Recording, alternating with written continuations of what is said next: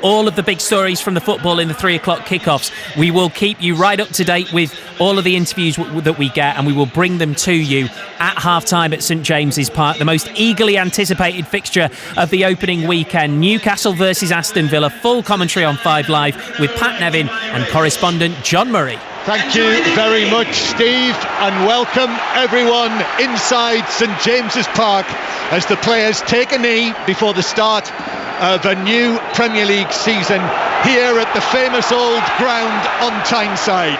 And it begins now. Who knows what this season is going to bring, but what I can tell you is that we've got 2 teams, 2 clubs, 2 sets of supporters who are absolutely brimming with confidence after what their teams managed to do last season. Newcastle finishing in 4th and have got the Champions League to look forward to, and Aston Villa, who at one stage looked like they might get relegated and ended up under Unai Emery finishing 7th and in Europe again. So the match begins, it's all black and white, but the temperature is very late summer and the noise is cacophonous as Gordon crosses from the left-hand side for Newcastle and Villa clear it away on the edge of the penalty area. And breaking downfield, Botman had to be quick there against Villa's new signing Moussa Diaby, who himself has got a reputation for being rapid, and Botman got there first to put it out of play. So here we are on Tyneside, 5 Live, the Premier League, Newcastle 0, Aston Villa 0, and sitting alongside me here is Pat Nevin, once of Chelsea, Everton, Scotland, writer, broadcaster, got a new book out. Pat, welcome to the new season. Do you know what? What about the noise here? I mean, we know we always talk about it, but particularly in this first day of the season, the excitement in this place is astonishing. So there's not going to be any lack of atmosphere in this game. And it started off very, very lively anyway. Anthony Gordon, first of all, he looks sharp. Yeah, I think that's one of the calls in the team news today. Eddie Howe could have been Harvey Barnes, the new signing, but instead Anthony Gordon, who remember was the player of the tournament when England won the under-21s in the at the end of last season, scored a couple of goals. Big season for him, and he's in the team. Ball's out of play for a throw-in over on the far side. It's a throw-in to Aston Villa in their defensive area, in the left-back area. So Newcastle's team, Tonali is the new signing in the Newcastle team, Sandro Tonali. Looking forward to seeing how he fits in.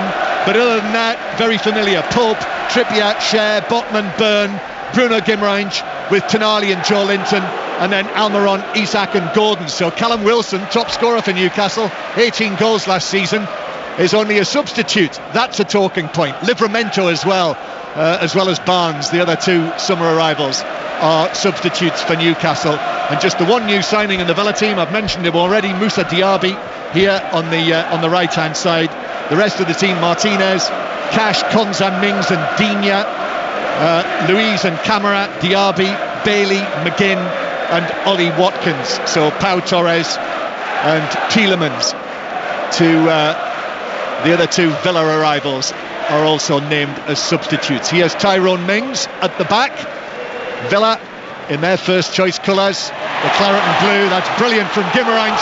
Sends the ball through the middle for Isak to chase. Mings does well, and then his central defensive partner Konza was there as well to cover, and between them they managed to dispossess Isak just inside the Villa box. Well, he's not easy to dispossess because he's got phenomenal skills. He's also got great pace as well there. Other centre forwards might have gone down there, he didn't. Guimaraes, his ball goes all the way diagonally across the penalty area to Gordon. Gordon now just taps it back. Here's Dan Byrne. Byrne back to Gordon again. The blonde, bleach blonde Gordon gets away from Cash and is tripped. Free kick to Newcastle on the left. And referee Andy Madley might have been thinking about an early yellow card for Matty Cash, but I think it's going to be just a free kick. Yeah, he's got the ball 3 times now, Gordon, and each time he is ghosted by the defender with consummate ease. You know, he had that period at Everton before, you know, went pear-shaped near the end. But he has started this game looking like he's on fire. Absolute belief that he's got the beating of his fullback there, and that's a great thing for any wide player. Yeah, only 4 starts for Newcastle until today. This is 5th. They've chosen to start the new season, and he's won this free kick for Newcastle. Trippier waiting to take it. It's from out on the left-hand side. There's a little bit of pushing and shoving. Villa have got a line on the edge of their own box there, and And Dan Byrne is causing a bit of mischief in there. Referee's keeping an eye on this. The jostling continues. Trippier plays it in, and actually it was a poor delivery from Trippier, most unlike him. Watkins was able to easily clear her away on the edge of the box. Took deflection. It's out of play for a throw to Villa in their own right back position. Pat Nevin. Something of a surprise there, you know. We know it's good to clock when he puts the ball in. On this occasion, when you get Dan Burns in there, as if he's about to call, it's absolute mayhem. Just to put it in low, about knee height. Real disappointment. But early on in the game and early on in the season. So Newcastle United 0, Aston Villa 0 on what's been a breathless sporting weekend. I listened to the commentary from Sydney on the way here. That was tense. This is free flowing in the early stages. Newcastle, ball on the edge of the area. Guimaraes with a shot, and Martinez out to his right. He didn't really get the whip on it that he wanted, so Martinez was able to see it, dive to his right, push it away. Here's Gordon again though. Gordon's cross comes off ahead, and it's turned into the net by Tonali. He's got a goal on his debut in the 6th minute at St James's Park. Sandro Tonali makes an instant impact. That's an absolute dream for a new signing, and for him to do it here in front of all of these black and white shirts. What a start from Newcastle's new Italian. 1-0 they lead. Well, it's come from the left-hand side, which is no surprise at all, because Gordon has been brilliant since the start of this game. But in the build-up to that, Tonali was the man who won the ball in the midfield anyway in the first place. Ball breaks out to the left there, and there's just such a liveliness about Newcastle. And he gets to the byline, Gordon, brilliant ball in there. But it's that willingness to get in front of the defender. Tonali, header, dream start. And everything he's done so far has been perfect, Tonali. But what a brilliant start from what a confidence booster. Lovely left-footed cross by Gordon, and arriving on the stretch on the edge of the 6-yard box, he got his right foot to it. It's quite an Italian finish actually. It had a little bit of Tardelli about it, and he put it in the net. What a start. I mean, that's a dream, Pat. I was actually going to say to you, had it not been a Saturday afternoon today, you know, the build-up to this game, and I was going to say, you know, what must this be like for Sandro Tonali, AC Milan, but coming here and experiencing this as he's in again. Tonali, it's saved by Martinez. He's got a right hand to it. It was from an angle on the left hand side into the box, a left foot shot, and the Villa goalkeeper got a crucial arm to it to deflect it wide of the post. I think the Newcastle fans are going to like him if he keeps on playing like this. You know, in the build up to the goal, you were doing the commentary, and I was going to say, what a brilliant win back in the midfield by Tonali. But before I had a chance to say that, he got on the end of the cross. That going forward, and if you look at him, Guimaraes in the midfield there, wow, does that look like a spectacular partnership just now? Well, the promise is certainly there. Cortona then for Newcastle. Trippier takes it short, Trippier gets it back, and then mishits it. But it actually bounces back for Newcastle. Centrally, Almiron though couldn't find the pass now. Villa break forward dangerously with Diaby. Diaby with his pace shoots from the angle. And it was actually Anthony Gordon who was racing back with Diaby and did get there shoulder to shoulder. Forced him a little wider perhaps than he would have liked, and the shot was straight at Pope. Well, straight down looking at Eddie Howe. He's thinking to himself, how come we find ourselves in that position? I mean, it was a bad ball out from the corner kick.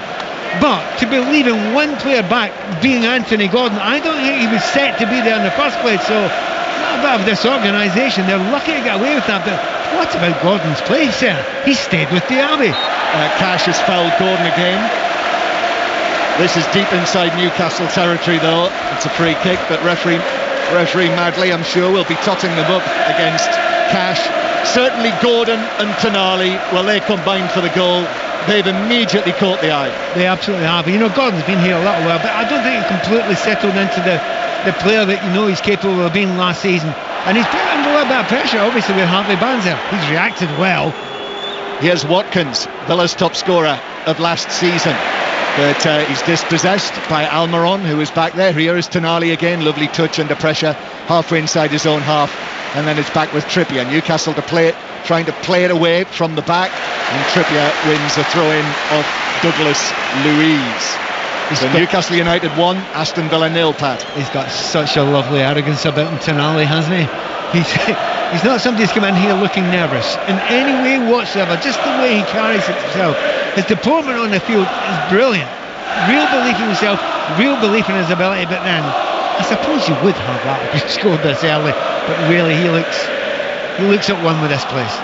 Well, we're under grey skies on Tyneside. Here's Diaby again for Villa, though, playing it out to McGinn on the left-hand side. The Villa captain, McGinn, onto his right foot, plays it back. This is inside the Newcastle defensive third at the Gallagate end. The cross comes in, but it's cleared away, hooked away by Fabian Schär, who missed a bit of time pre-season, had a hamstring problem, but he's recovered okay to be fit for the start of the season, the Swiss international. Villa again, Watkins with a header, Diaby scores! He's got a goal on his debut now, and it's Newcastle 1, Aston Villa 1, and what a roaring start for Newcastle and Villa and their new signings. 1-1. Well, long live this. This keeps on going on. It has been end to end, it has been exciting. Now, Villa have scarcely been in the game yet. They've had one great break where Anthony Gordon managed to stop them. Anthony and Diaby was stopped just by pure pace of Gordon. However, this time it falls to him on the half volley. Now that looks like an easy tap in from where we're sitting just now, but it isn't. You know, he has to keep that ball down, he has to keep it on target, but he stroked it effortlessly away. Looked like to me it was on the half volley. Keeper was completely and utterly, he couldn't see a thing there. There are massive players in front of him. Well, that's going again, hasn't it? What a start. Looked like I'm going to say it was a half volley. Yeah, he was about 12, 13 yards out. That little header from Watkins actually just was crucial as the ball came in from the left-hand side. A sort of near-post header from Watkins just dropped it perfectly for Diaby, who was arriving, and he didn't snatch at it. He just caught it beautifully and planted it into the net. So Newcastle 1, Aston Villa 1. Well, in the build-up to the game, the lead-up just handing to us, we were told this was the game most people are looking forward to most this weekend, and a few Liverpool and Chelsea fans might have disagreed. I might have raised an eyebrow myself, Pat. You may well have done. However, it looks as if it may have been a good line. So 1-1 with 12 minutes on the clock. So Sandro Tonali scores on his competitive debut for Newcastle, and then within 5 minutes Moussa Diaby, who'd already had a chance, remember, when he was sent through, Diaby scores on his competitive debut for Aston Villa. Scored a couple of goals pre-season, but now this is for real. Nobody remembers pre-season now, although I might add that both of these teams were unbeaten pre-season. So the form from last season, certainly from a Villa point of view, the way that they finished the season, continued into the pre-season. And now I mentioned the fact, full of confidence, full of optimism. Well, that's been reflected in the first 13 minutes play here at St James's Park, as rather fittingly, after the all-action start that's been made to this match, the sun comes brightly out, grey skies above, floodlights on, but the east stand on the far side is actually bathed in warm sunshine. Great noise inside the stadium. Villa with a throw halfway inside their own half. Byrne heads it back downfield and out of play for another throw into Aston Villa. So 1-1 it is. Eddie Howe on the edge of the coaching area, and Unai Emery there as well. What a transformational effect Unai Emery had after coming in as manager, appointed in October, but couldn't take over, if you remember, until the start of November, until all of the paperwork was completed. But what a change he's made. I think that people doubted whether he would be able to do that, but he's proved them wrong thus far. Guimaraes with a long pass from centre circle, but that bounces all the way through to Martinez, who, remember, made a very important save from Tonali that would have made it 2-0 to Newcastle. Yeah, there's so much happening earlier in this game. And we've had one or two people saying that this season we could have some games that are 100 minutes or even more than that. I don't mind if it's like this. I'll put all the 100 minutes of this. Well, at the moment, this game is more 100 miles an hour, and it's out of play for a throw-in to Newcastle down the left-hand side, just down to our left. From our low position here, we're just behind the Newcastle dugout, the Perspex top. You can just see Eddie Howe's head and Jason Tyndall behind him. Newcastle take the throw, and Cash steers it back out of play for another throw to the black and white stripes of Newcastle United. He'll be back in the Champions League. There's great excitement about the draw that comes up on the 31st of August, Thursday the 31st. If you're a Newcastle fan, listen out that day to see who they're paired with. Probably in pot 4, Newcastle, which means that could have 3 really big European clubs in that group stage draw with them. Whoever they are, they'll have to come here and face this at St James's Park. Newcastle have got a free kick just forward and left of the centre circle that Trippier is waiting to take. Villa holding a high line. Trippier raises his right arm and then waits. Still waits to deliver. Actually plays it square. And then Tonali swings it in. There's a stretch across and it's taken by Isak. 2-1 Newcastle. The home team are back in front, and Alexander Isak is off and running for the new season as well. Clipped in by Tonali. He was involved in this one as well. A stretch that sent it across the goal, and Isak was in there, 8 yards out, to side-foot it in and make it Newcastle 2, Aston Villa 1. Yeah, and the ease of it made you think, is anyone offside? You know, the ball was played in there. Referee's actually still waiting for it now to check it from that first ball in. But once again, the ball was played to Tonali.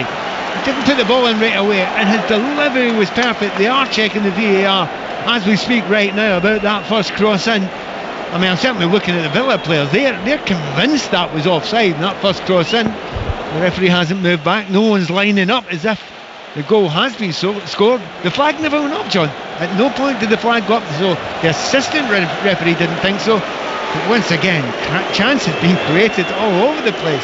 Well, I was like you, Pat. I immediately looked at the assistant on the far side.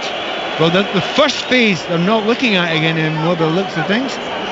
Well, we've got regular listeners will know that we have tiny television screens at St James's Park. And frankly, if they're drawing lines on that screen, I can't see them. Well, so we'll just have to wait, like everyone else, to find out what the decision is. Referee madly waits. Stockley Park are examining it. The lines will be being drawn and the goal stands. It must have been close, but the assistant on the far side, Nick Hopton, was absolutely right to keep his flag down, and it's Newcastle 2, Aston Villa 1, and Alexander Isak has his first goal of the new season. Yeah, and there was a huge complaints about VAR from the Newcastle fans if that had been chopped off, but when they moved it on to the second phase, I knew it would be a goal there because it was cut back in the second phase also. 2-1, and this game could be any scoreline. 2-1 Newcastle, but here come Villa down the right-hand side, cross into the penalty area as block comes out to Cher, who controls it and very coolly chips it away. It was Leon Bailey who was away down the right-hand side for Aston Villa. Villa take the throw, Cash infield to Kamara, and then Douglas Luiz plays it all the way back to the halfway line to Komza. So 2-1 Newcastle. I hope you're keeping up.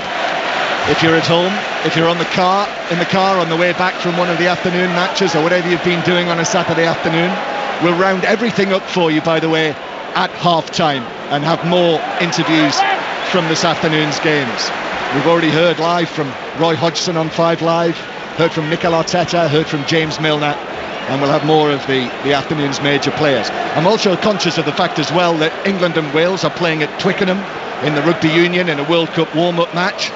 So we'll get you a latest score on that, I'm sure, on the England and Wales match once we get a chance.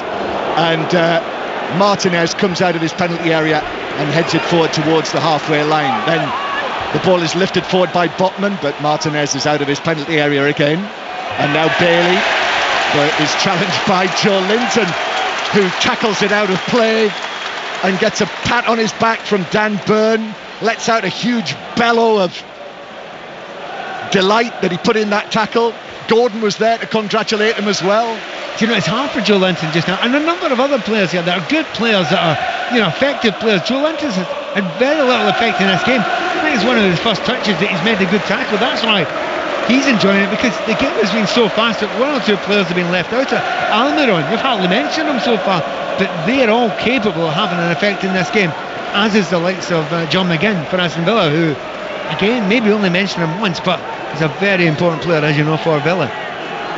I can do better than just give you a score update on England-Wales. We can hear from Chris Jones inside Twickenham.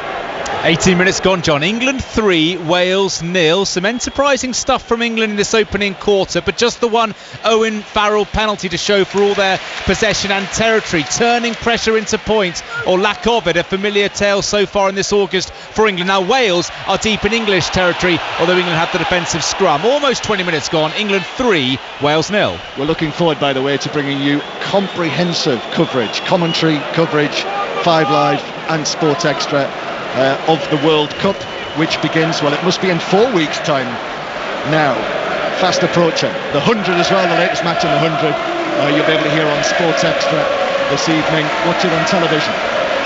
Newcastle leading by 2 goals to 1. It's worth underlining that Villa don't look cowed, do they, John? They've lost 2 goals, but they don't look like a team that are fearful in any way in this game. Free kick on the right that McGinn will play in, left-footed.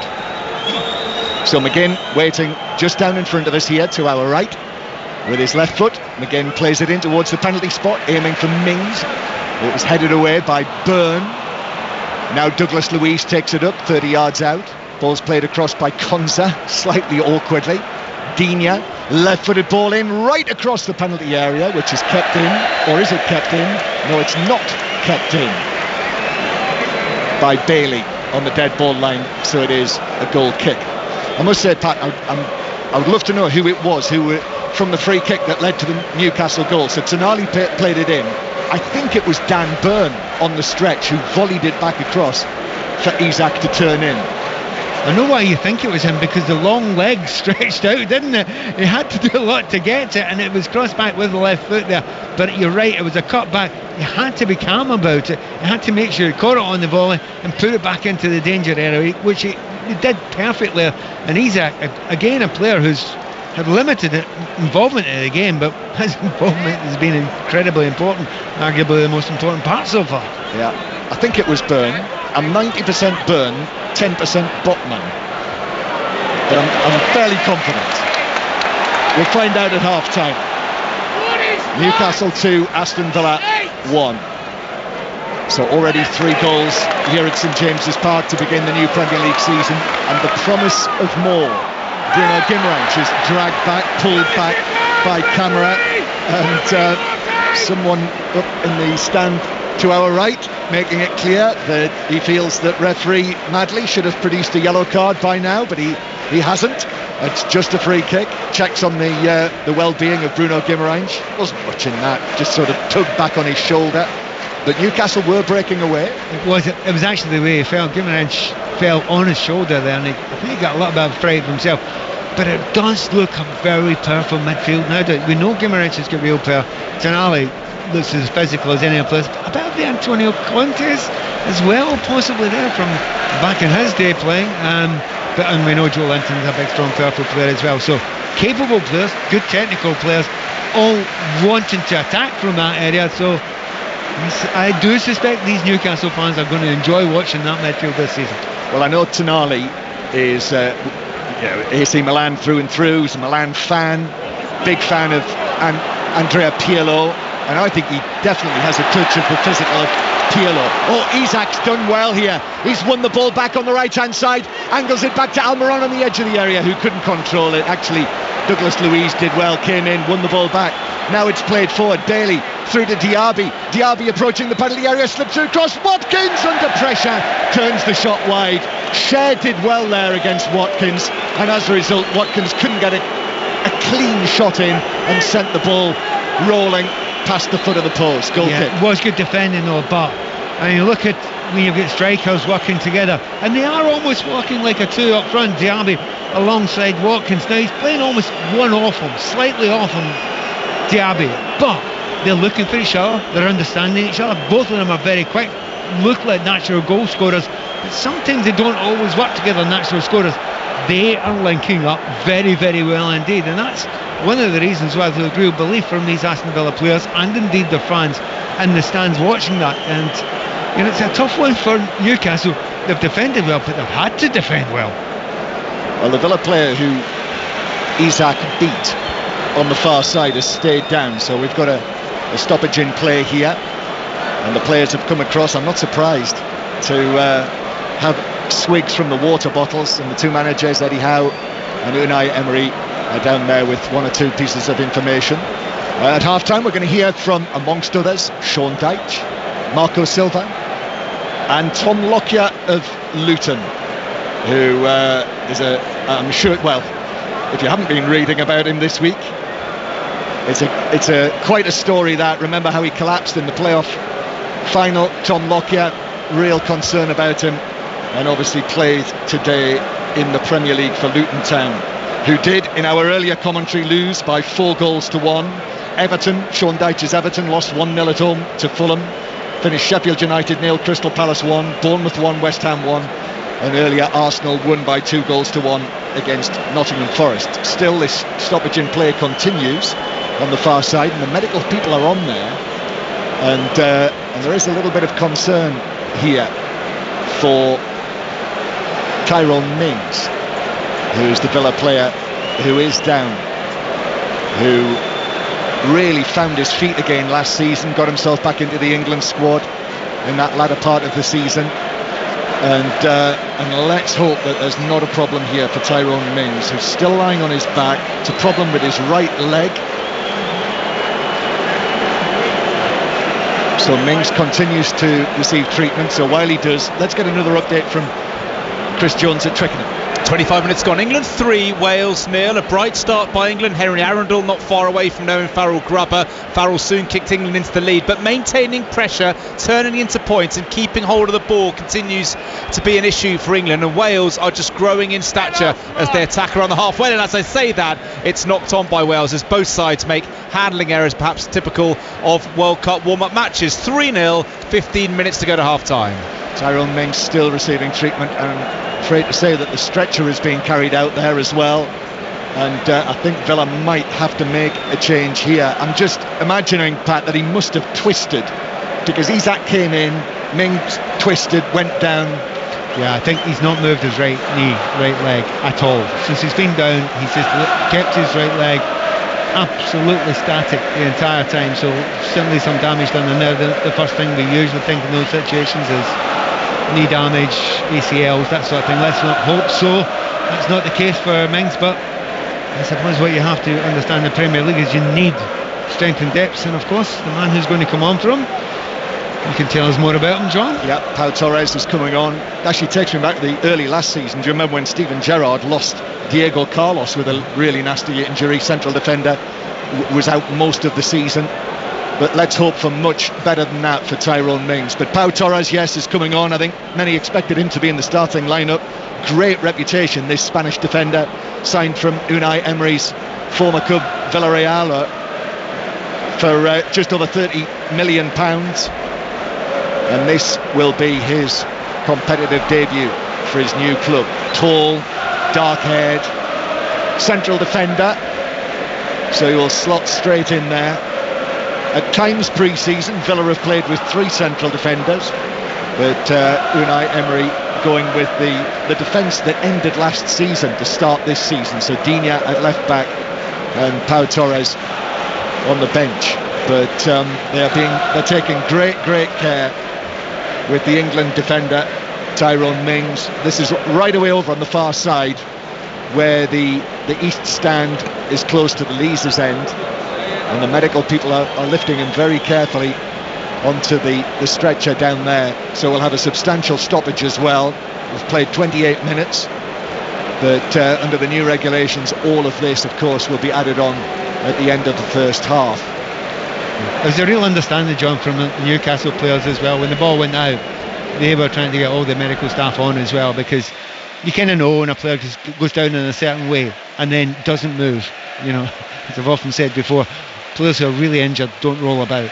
They stay still, and they did stay stock still for the entirety of the time that he was down. Then the ball went out of play, and even then he didn't want to move at all, because I think he knew himself he'd done some serious damage to his something anyway on his right leg. I must say, Pat, I've not seen it again on the screen here. I might have missed it, but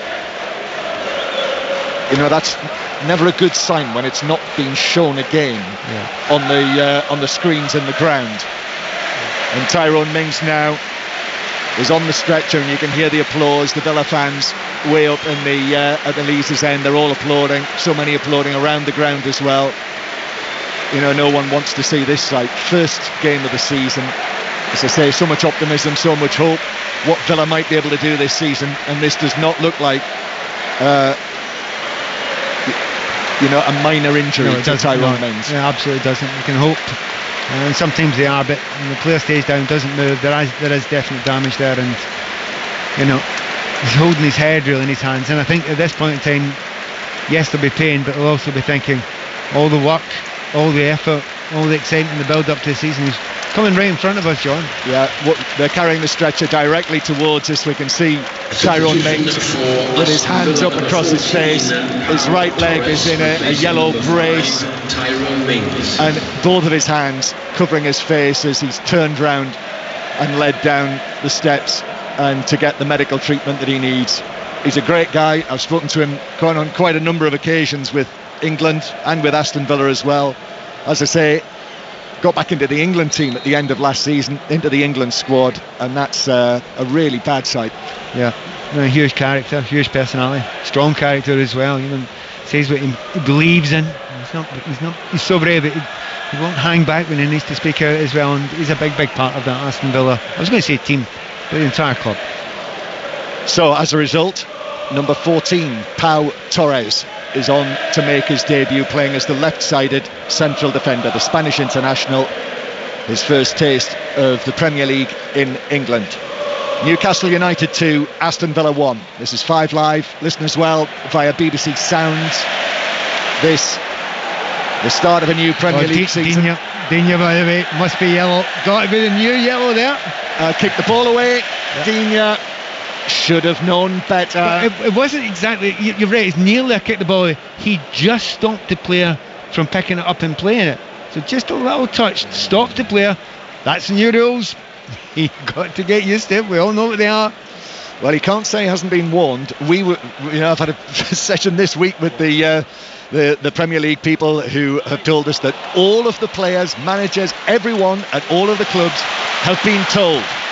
Here's Joe Linton on the left-hand side. So that's the first yellow card. And I'm sure there'll be frustration that there are cards for that and perhaps not cards for foul play. But the ball's out of play for a throw-in on the halfway line. Newcastle 2, Aston Villa 1. And we've played 32 minutes, but after the Tyrone Mings injury, there must be a good 5-6 minutes to be added on at the end of this first half. It has changed the atmosphere, John, hasn't it? And the pace of the game, which was, as we said, 100 mile an hour up on top of that. It's quite common, when players will see a serious injury. It kind of can affect the atmosphere, not only in the ground, but between the players as well. So Newcastle 2-1 up with the goals from Tonali and Isak. Diaby made it 1-1. The opening stages had chances aplenty, and here is Tonali, who skips away from the challenge. Gordon now on the left-hand side. Gordon plays it back into his own half to Byrne. Joe Linton flicks it forward. Douglas Luiz was able to intercept that. Cash now with a header that bounces back towards the edge of his own penalty area. Cash beats Tonali in the chase, passes it back to Martinez, and Martinez plays it out to Pau Torres, who does very well. Very cool that. He knew Almiron was coming, and he was able to check inside and take the ball away from Almiron. Villa supporters will have been purring at the sight of that. Yeah, looked very, very classy there. Extraordinarily left-footed. My first thought was get him on his right foot. Here's Bailey on the right-hand side for Villa, into the Newcastle left-back area. Bailey, 2 Newcastle players there. Byrne blocks it, out of play. For a first corner of the match, first corner of the Premier League season, to Aston Villa. Well, Pau Torres has been on for about 5 minutes and he's not scored yet. He's one of the new players. They always score in this game. Pressure's on Pau, and corner to be taken from the right-hand side.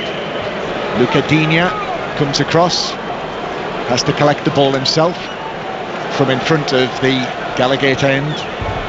Thousands and thousands of people sitting there in their black and white striped shirts. Digne waiting down below to swing this in, which he does now into the 6-yard box. Glancing header across the face of goal by Douglas Luiz, but headed away for Newcastle. Comes out for Villa, attacking towards that Gallagate end. And here is Moussa Diaby on the halfway line, who turns and passes it all the way back. If Moussa Diaby is a new name to you, by the way, Bayer Leverkusen was the club that he was signed for by Aston Villa this summer. Did exceptionally well there, the French international. And he's a creator, he's a goal scorer, and he's already got on the score sheet for Aston Villa on his Premier League debut. Quite a slight figure, short-haired, but he's got the look of a speedster about him. Number 19 on his back. Newcastle passing the ball forward. Here's Gordon, then back towards Bruno Guimaraes, and Tonali plays it back into his own penalty area to Nick Pope. Out to the right-hand side it goes. Cher, right-footed, diagonal over the halfway line. Bounces to Anthony Gordon. Gordon is helped out by Guimaraes, who puts in a good challenge centre field. Guimaraes then turns, spins a pass down the right-hand side, and Trippier couldn't get there. Digne was able to come across and put it out of play for a throw-in, 5 or 6 yards away from the corner flag. By the way, the first 6:06 of the new Premier League season on a Saturday night will be with you after the commentary from St James's Park. Might be a little later than you're used to, with all of the added time that there will be, certainly in this match after the Tyrone Mings injury. But Robbie Savage and Chris Sutton will be standing by to take your calls this evening if you've been at any of the matches this afternoon, or whatever you've taken in this afternoon and want to talk about it with Robbie and Chris. I'll tell you in the second half when the lines are open, but you can text 85058 or get in touch, hashtag BBC 606. Here's Gordon for Newcastle on the left-hand side, cutting in field, and then back to Byrne and into the centre circle to Botman, to his central defensive partner Cher, and then to Almiron, who turns and finds space for himself and plays it into Joe Linton, 25 yards out, square from him to Bruno Guimaraes, just outside the Villa penalty area. Gordon back in field again. Bruno Guimaraes makes space, past Camara, now to Isak on the edge of the area. Isak turns in a tight area. Villa defender goes down, he's been fouled by Isak, and it's a free kick to Villa inside their own box. Pat Nevin. Yeah, but they like working together, Guimaraes and Isak, trying to play nice little neat 1-2s there. But the quality and the creativity in this Newcastle side, we talked about Gordon earlier on, he's not been involved in the game for 10 or 15 minutes, but that's not been his fault. His ball hasn't come out there. But Almiron, we know that he's got that. We know Guimaraes is a creative player. We know that Isak is not just a goal scorer, he's a brilliant, talented, skillful player as well. So all over the place there are players that want to get forward, who are capable of creating chances and goals. Villa with the ball inside their own penalty area. Ball's played across, back to Martinez, takes it on his left foot, right footed ball out to the far side, and Digne can't keep it in. It was at head height. He was given no chance really by the goalkeeper. Cheers from the Newcastle fans, but Newcastle waste possession. It was slipped forward by Bruno Guimaraes, who raises a hand of apology, and it's through for a goal kick. So Newcastle 2, Aston Villa 1. More Premier League commentaries tomorrow. Remember, 5 Live Premier League Sunday. You don't need to go anywhere else on a Sunday afternoon during the Premier League season. And tomorrow it is the little matter of Brentford-Tottenham at 2 o'clock, Chelsea-Liverpool at 4:30, but we'll have all the day's football covered. And indeed now, after England's win at the World Cup in Australia, let me flag up the fact that on Wednesday morning on 5 Live from 11 o'clock, 5 Live is the place where you can listen to Australia-England. If you're at work, if you're out and about on Wednesday morning, 11 o'clock kickoff, Australia-England. It is on 5 Live, the World Cup semi-final, and you'll be able to watch it as well on BBC One or via the iPlayer, if you are able to do that on a work day. So that is Wednesday morning, and then Wednesday night we will be in Greece with Manchester City. Commentary from inside the stadium in Piraeus when Manchester City play Sevilla in the UEFA Super Cup match. So that all to look forward to. But Newcastle here leading by 2-1 as Gordon is fouled by Cash. Now that I make number 3 in terms of Cash fouls on Gordon, and it's only a free kick, Pat Neville. I hear your surprise, and I'd echo it, because what we've been told this season, if you keep on putting tackles like that and you're not giving the ball, they are clear fouls. The referees will be tempted. I don't think he's got another one. I think the next one will be yellow. Just think, people will say, well, hang on, look at Diña's being booked for a tiny little touch on the ball, trying to deflect it from the hands of a Newcastle player, whereas Cash has put in 3 fouls on Gordon and is not yellow carded at all. Well, fans will say that, but players will feel that terribly as well. But they know the rules. There's certain times that every season they put a little bit, they underline certain fouls, certain sort of transgressions. That's the one just now, so you need to be ready for it. Free kick to Aston Villa. Douglas Luiz takes it out to the left-hand side. Diña's ball in, a stretch which doesn't quite get it away from Trippier. Newcastle still struggling to get it away, comes back to Trippier. His chip away, Bailey cuts that out. So Villa still putting pressure on Newcastle down in their defensive third, but eventually Trippier goes long, but the header is won by Douglas Luiz near the halfway line. We'll see if we can, as Matty Cash is fouled by Joe Linton, who was all over him on the halfway line. This time Cash is the man who's fouled, and that's a free kick. Let's get another update from Chris Jones at Twickenham. A reasonably bright start, John. It's gone very flat here with the constant stoppages that often blight these World Cup warm-up games. Henry Arundel, the young England winger, he's just been yellow carded for a cynical offence. But Wales are without their skipper Dowie Lake. He's gone off injured, and another injury to report just now as well. The England scrum half Jack Van Poortfleet. Let's hope both injuries aren't too serious. England 3, Wales 0, edging towards half-time. There'll be lots more, by the way, after that match is finished. The new 5 Live Rugby Union weekly podcast from BBC Sounds. And 3-0 remains the score there. I'm pleased we went to Chris. I've been desperately trying to find that score on my device. Here's Bailey on the right-hand side. Bailey back towards the corner of the penalty area. Square from Diaby, then back to Diaby inside the box. Right foot shot into the side net, and the angle was tight, but he went for goal. Maybe the wrong decision. Watkins waiting in the middle, Pat. Yeah, you can't blame him. He's less than 6 yards out. He's already scored a goal. He's playing with great confidence just now, but the ease in which he went inside Darnburn, who'd actually switched off there. You can't switch off. I know Bailey is actually your man to mark. If someone runs into your area, you have to make sure that you cover him. Didn't cover him, and Diaby is he's not slow in getting into goal scoring positions, is he? He's coming from a little bit deeper, so he's hard to pick up, and as you mentioned before, he's not slow either. Well, a Villa fan, one of our colleagues, actually Rory, said to me when they signed him this summer, he said, he'll excite the Villa fans, and the early indications here, as I say, he scored 2 goals pre-season. He gets himself into positions. He's also a creator as well, created 53 chances from open play during his time at Bayer Leverkusen. He could have gone to Saudi Arabia, incidentally, Pat, as well. There was an offer on the table for him to go there, but at 24 years old, Moussa Diaby decided Saudi Arabia no, Premier League yes. I'm delighted he's did that, because there's plenty of time in your career that you can do that later on. Although one day it might not be an end of career destination, Saudi Arabia. We shall see. Yeah, well, that's an entirely different conversation, isn't it? As the ball bounces up towards the halfway line, comes back for Villa. Douglas Luiz lifts it to McGinn. It's been quite quiet actually in the game. John McGinn, I know you're a big admirer. Here's Gordon playing it forward. I think he's put too much on that. But in saying that, Almiron's trying to get there, and he had to be impeded actually by camera, which meant that Martinez, the Villa goalkeeper, was able to arrive first, volley it downfield, and now Matty Cash has fouled Gordon again on the halfway line. Well, on its own, that certainly wasn't worthy of a yellow card. No, but it's another one from Cash on Gordon. It's nothing much more than a nudge, so yeah, probably not a free kick. But if he kicks him at any point in time again, he's got to be, he absolutely has to be into the book, and the referee's been usually lenient for the start of this season. We shall see. And footballers in black and white shirts down there, Pat, with looks of disbelief on their faces that only footballers can.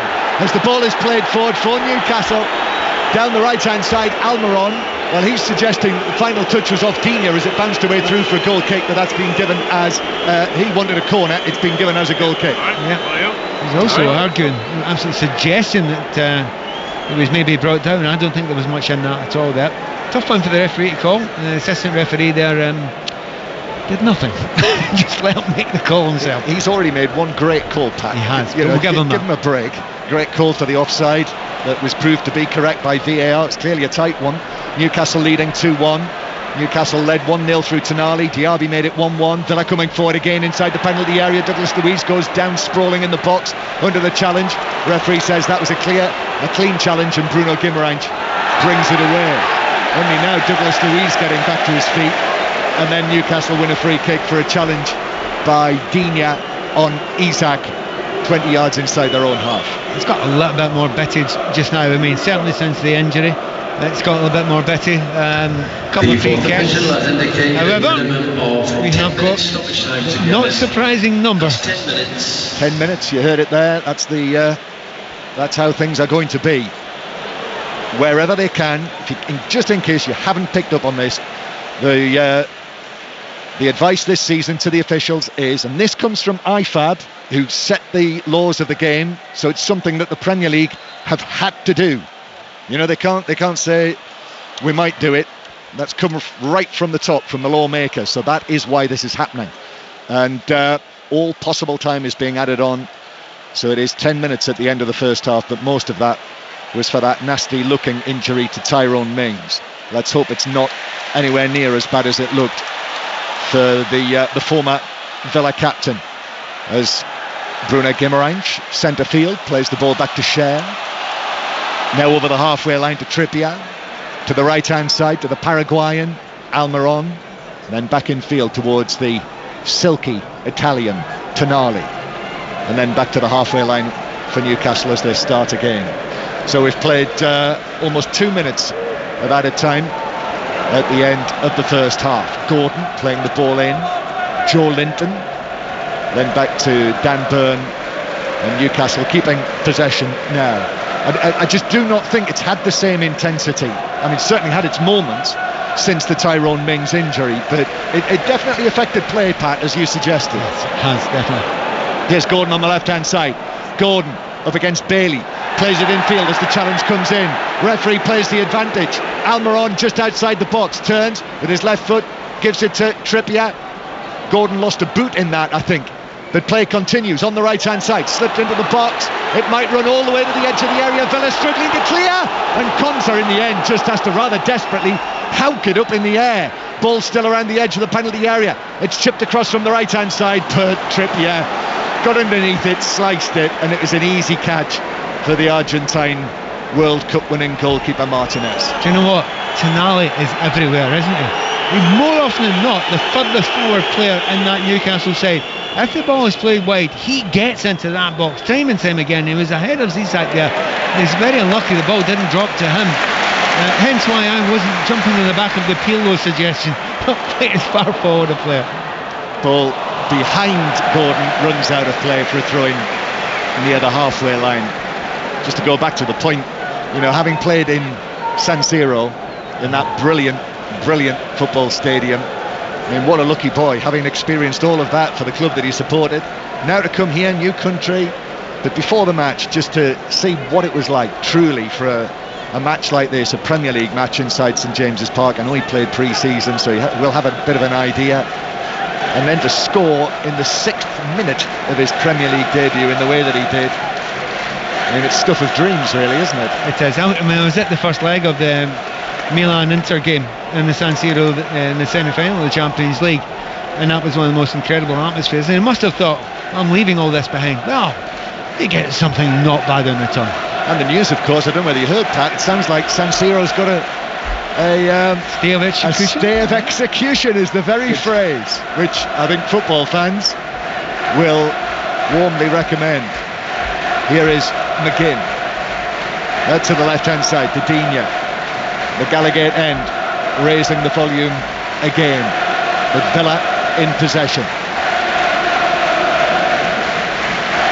Eddie Howe's black and white army, that's the chant. And Eddie Howe down below us in his black hoodie, watching on, making out as though he can't hear this, but that must make a manager very proud when he hears that. Some Newcastle managers have never had anything like that. Here's Tonali on the right-hand side. Left-footed ball, cross field to Gordon. Oh, and then Gordon miscontrols it. That's almost the first thing that he's done wrong, Anthony Gordon, in this first half. Got it all wrong. But the Newcastle fans, whenever you see football supporters in big stadiums, well, in small stadiums as well, come to watch the new signing, the new big money signing, there's always the hope, isn't there, that he's going to be something really, really special. And when Tonali was on the ball there, you could hear the reaction from the stands, couldn't you? And it was a beautiful 50-yard and lovely to look at cross ball that he played over there. It wasn't taken well by Gordon, but to be honest, it was a hard take. He was going backwards. As we probably hear, Newcastle don't agree with the assistant referee on that occasion, but you know, at this point in time, you just wonder if Newcastle would take 2-1 now, get to half-time and regroup. Botman put the ball out of play. Suggestion was that it had come off Watkins and that it should have been a Newcastle throw, but it went Villa's way. Played 5 minutes at the end of this first half. 10 minutes have been indicated, and that's because of a serious-looking injury to Tyrone Mings during the first half, after which he was stretchered off. Villa, well, it's given away by Bailey. Passed it straight to Isak, and the Newcastle number 14 is straight off. Tried to slip it through to Almiron, but I think there was a little touch from Konza in there actually, which just took it away from Almiron, and Martinez was able to sprint forward and clear it away for Aston Villa. So I think Isak feels as if he's let his teammate down there. I think that ball was on there. Had he played another yard or two ahead, I don't think even Almiron was being caught. Here is Diaby again, speeds away through the middle, passes the ball to Watkins on the edge of the penalty area. Challenge comes in from Byrne. It's a clean one, says the referee. Thought it might have been given as a foul, but no. Now Isak for Newcastle, still inside his own half. He's able to find Trippier on the far side. Isak takes it on past one man. Might have been fouled by Pau Torres. No, says the referee. The home crowd don't like that either. Eddie Howe appealing for it. Ball played towards the edge of the penalty area. Watkins is after this. Watkins has got it in the Newcastle right back area, into the area on his right foot. In comes Bruno Guimaraes. The ball bounces free. Douglas Luiz with a shot that's deflected right across the edge of the penalty area. Villa again with Cash just outside the box. Villa searching here for another equaliser in added time at the end of the first half. Newcastle clear it. Botman headed it away. Cash might have been fouled. There he was, says the referee. Just a little trip from Bruno Guimaraes, and the Newcastle fans feel that Cash, who they think should have been yellow carded for a number of fouls in the first half, has made a meal of that and won a free kick that he shouldn't have got. What do you think, Pat? I'm fully behind the Newcastle fans in that one. I think he was completely out of the play, and he knew that he wasn't going to get back. The ball was above his head and he threw himself to the ground, managed to get the free kick. The referee hasn't actually got much wrong today. He's done very, very well. He's let the game flow because it was a very fast game for that first half an hour. It's delicate for the referees just now. They want the excitement to keep on going, but they've been told that they have to get that yellow card out for quite a few more reasons than they did before. So free kick to Villa. Douglas Luiz takes it over the top of the Newcastle defence. Digne plays it in, but it was out of play. It bounced out of play before Digne crossed it. So it's a goal kick to Newcastle. So the score, if you've just switched on to us on 5 Live on this first Saturday night of the new Premier League season, Newcastle United leading Aston Villa by 2 goals to 1. All 3 goals came in the first 16 minutes. Oh, Martinez out of his penalty area has committed a foul there. Almiron got a touch past him and it's a yellow card.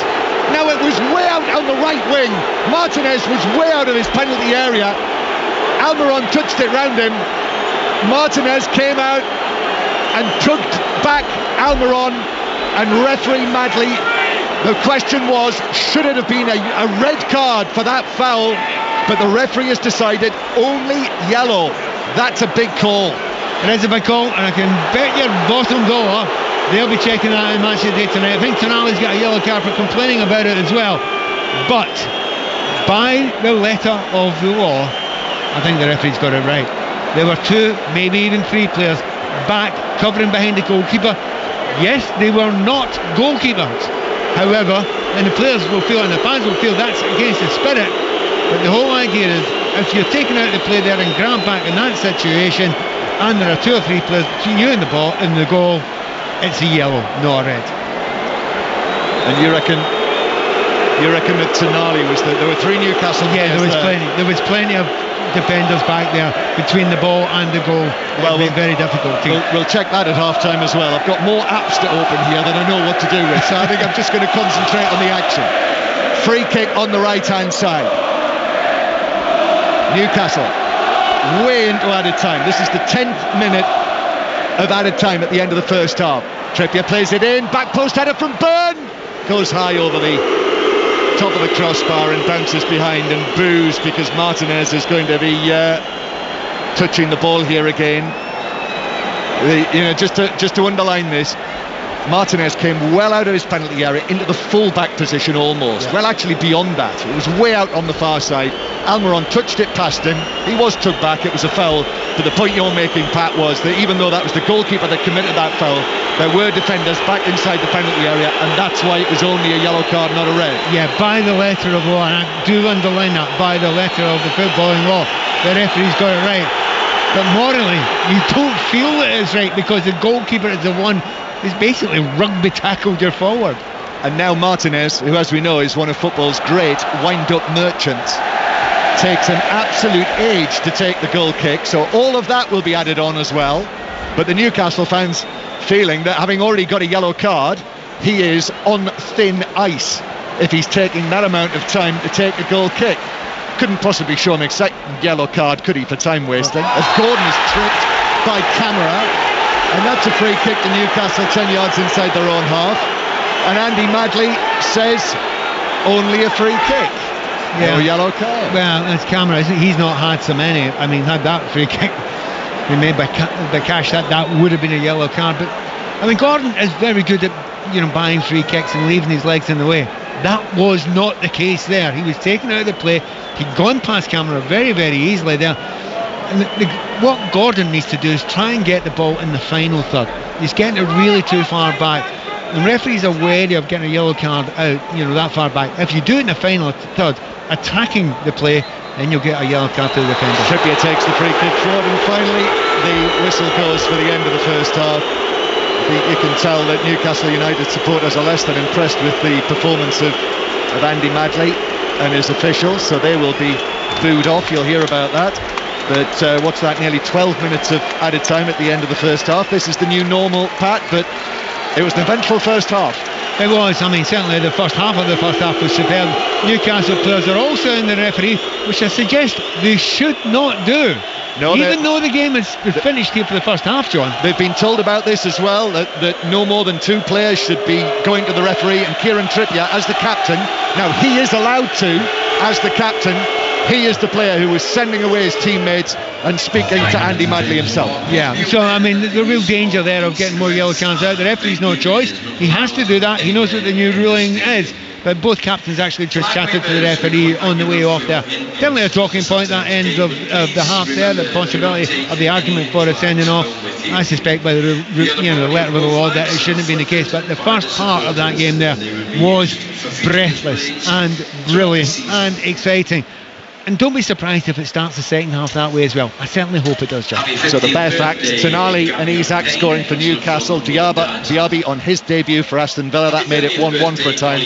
But at half-time, Newcastle United 2, Aston Villa 1. And 5 Live Sport presenters are going to have to get used to waiting patiently for half-time whistles, I sense, this season. Steve Crossman, don't you? Always patient, John. Hello? John Murray, you there? Oh, wow. Hello, Robbie, yes. Hello, John. It's quite loud here. Hello, Chris. If that's you, it is you, isn't it? Yep. That is me, John, unfortunately. Good. Well, how lovely to hear from you for the first time in the Premier League season. It's always a delight.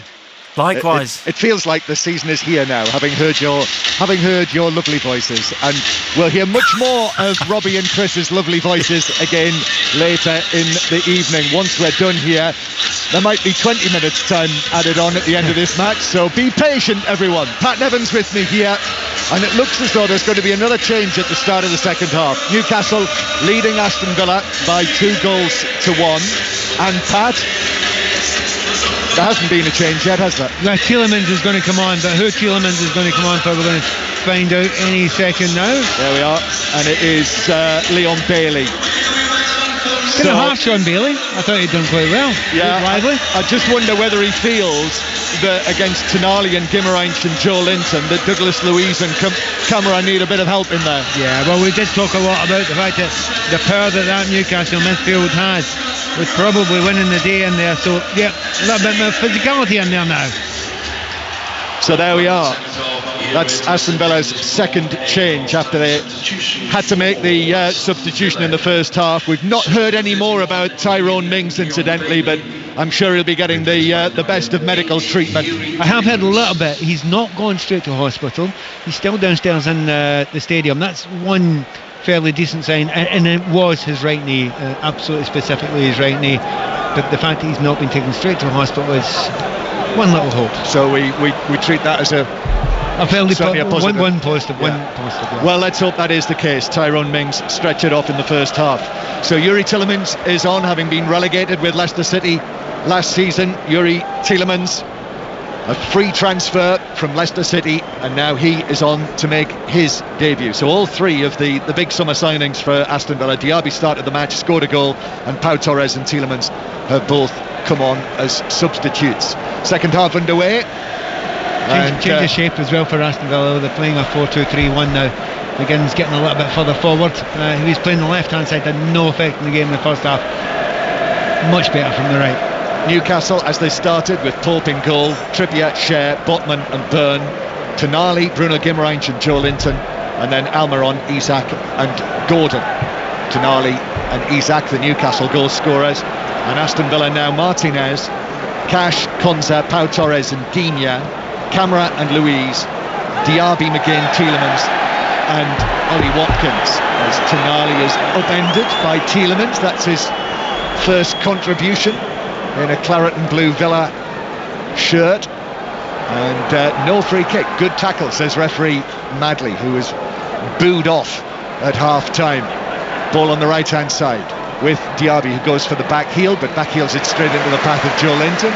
A little flick of his own, and then Gordon does very, very well there, and as he takes the ball away, he's brought down by Matty Cash. And finally St James's Park rejoices because a yellow card comes out and is shown to Matty Cash, the Villa right back, for I think his fifth, sixth, at least fifth. At least you know what? Foul on he Gordon. Actually had the cheek to look surprised when the whole place cheered with irony here, because everybody knew what was coming as soon as that was the most obvious, yellow card that you're ever going to see in your life.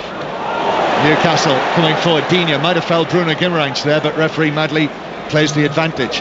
By the way, the Newcastle player booked shortly before half-time was Sven Botman, not Tonali, for dissent when several players were around the referee. Bruno Guimaraes does well here, wins a corner for Newcastle and raises his arms, telling the Gallagher end to make even more noise. Newcastle 2-1 up, but they know here that a third goal and to open up a 2-goal advantage would be a big thing here at St James's Park. Corner from the right, Trippier to take this. Newcastle fans on their feet over the other side of the hoardings. Trippier plays it into Botman, then back to Trippier. Tonali's ball in, that's volleyed away by Watkins, and Trippier just down in front of us. The Newcastle captain just keeps the ball in play. That's the applause you can hear of Unai Emery in his black Aston Villa tracksuit, playing the ball down the line. Newcastle, Tonali I think might have shoved Digne in the back as he fell off the pitch, and the referee, the assistant, actually flagged for that. It is a free kick to Aston Villa. Pat Nevin. His energy levels have been ridiculous so far tonight, haven't they? I mean, it's everywhere. I mean, the old-fashioned, up and down the field, attacking, defending, do the whole role of the entire midfield. Referees miffed with some of the time wasting going on just now. You wouldn't know why Digne would waste time just now. Team are 2-1 down. Digne, who's already been booked in the match for time wasting, incidentally. Anyway, mention on top of that, The person to look out for is Martinez. Martinez, I think, has been wasting a wee bit too much time in this game as well. And remember, he is very much on a yellow card. Yes, that was one of the controversial incidents of the first half. You'll be able to see that on Match of the Day tonight. Villa coming forward. Matty Cash absolutely steaming down the right wing, but then finds Dan Burn in his path. So perhaps wisely checks back, and Villa go back towards the halfway line. What is an absolute guarantee, by the way, Match of the Day tonight, I'll tell you what will be on that programme, unless I'm very much mistaken. Alan Shearer will be analysing Sandro Tonali. Yeah. And he should be, because he's absolutely everywhere just now. No one likes a good centre-forward story, but he has been a big part of the story today.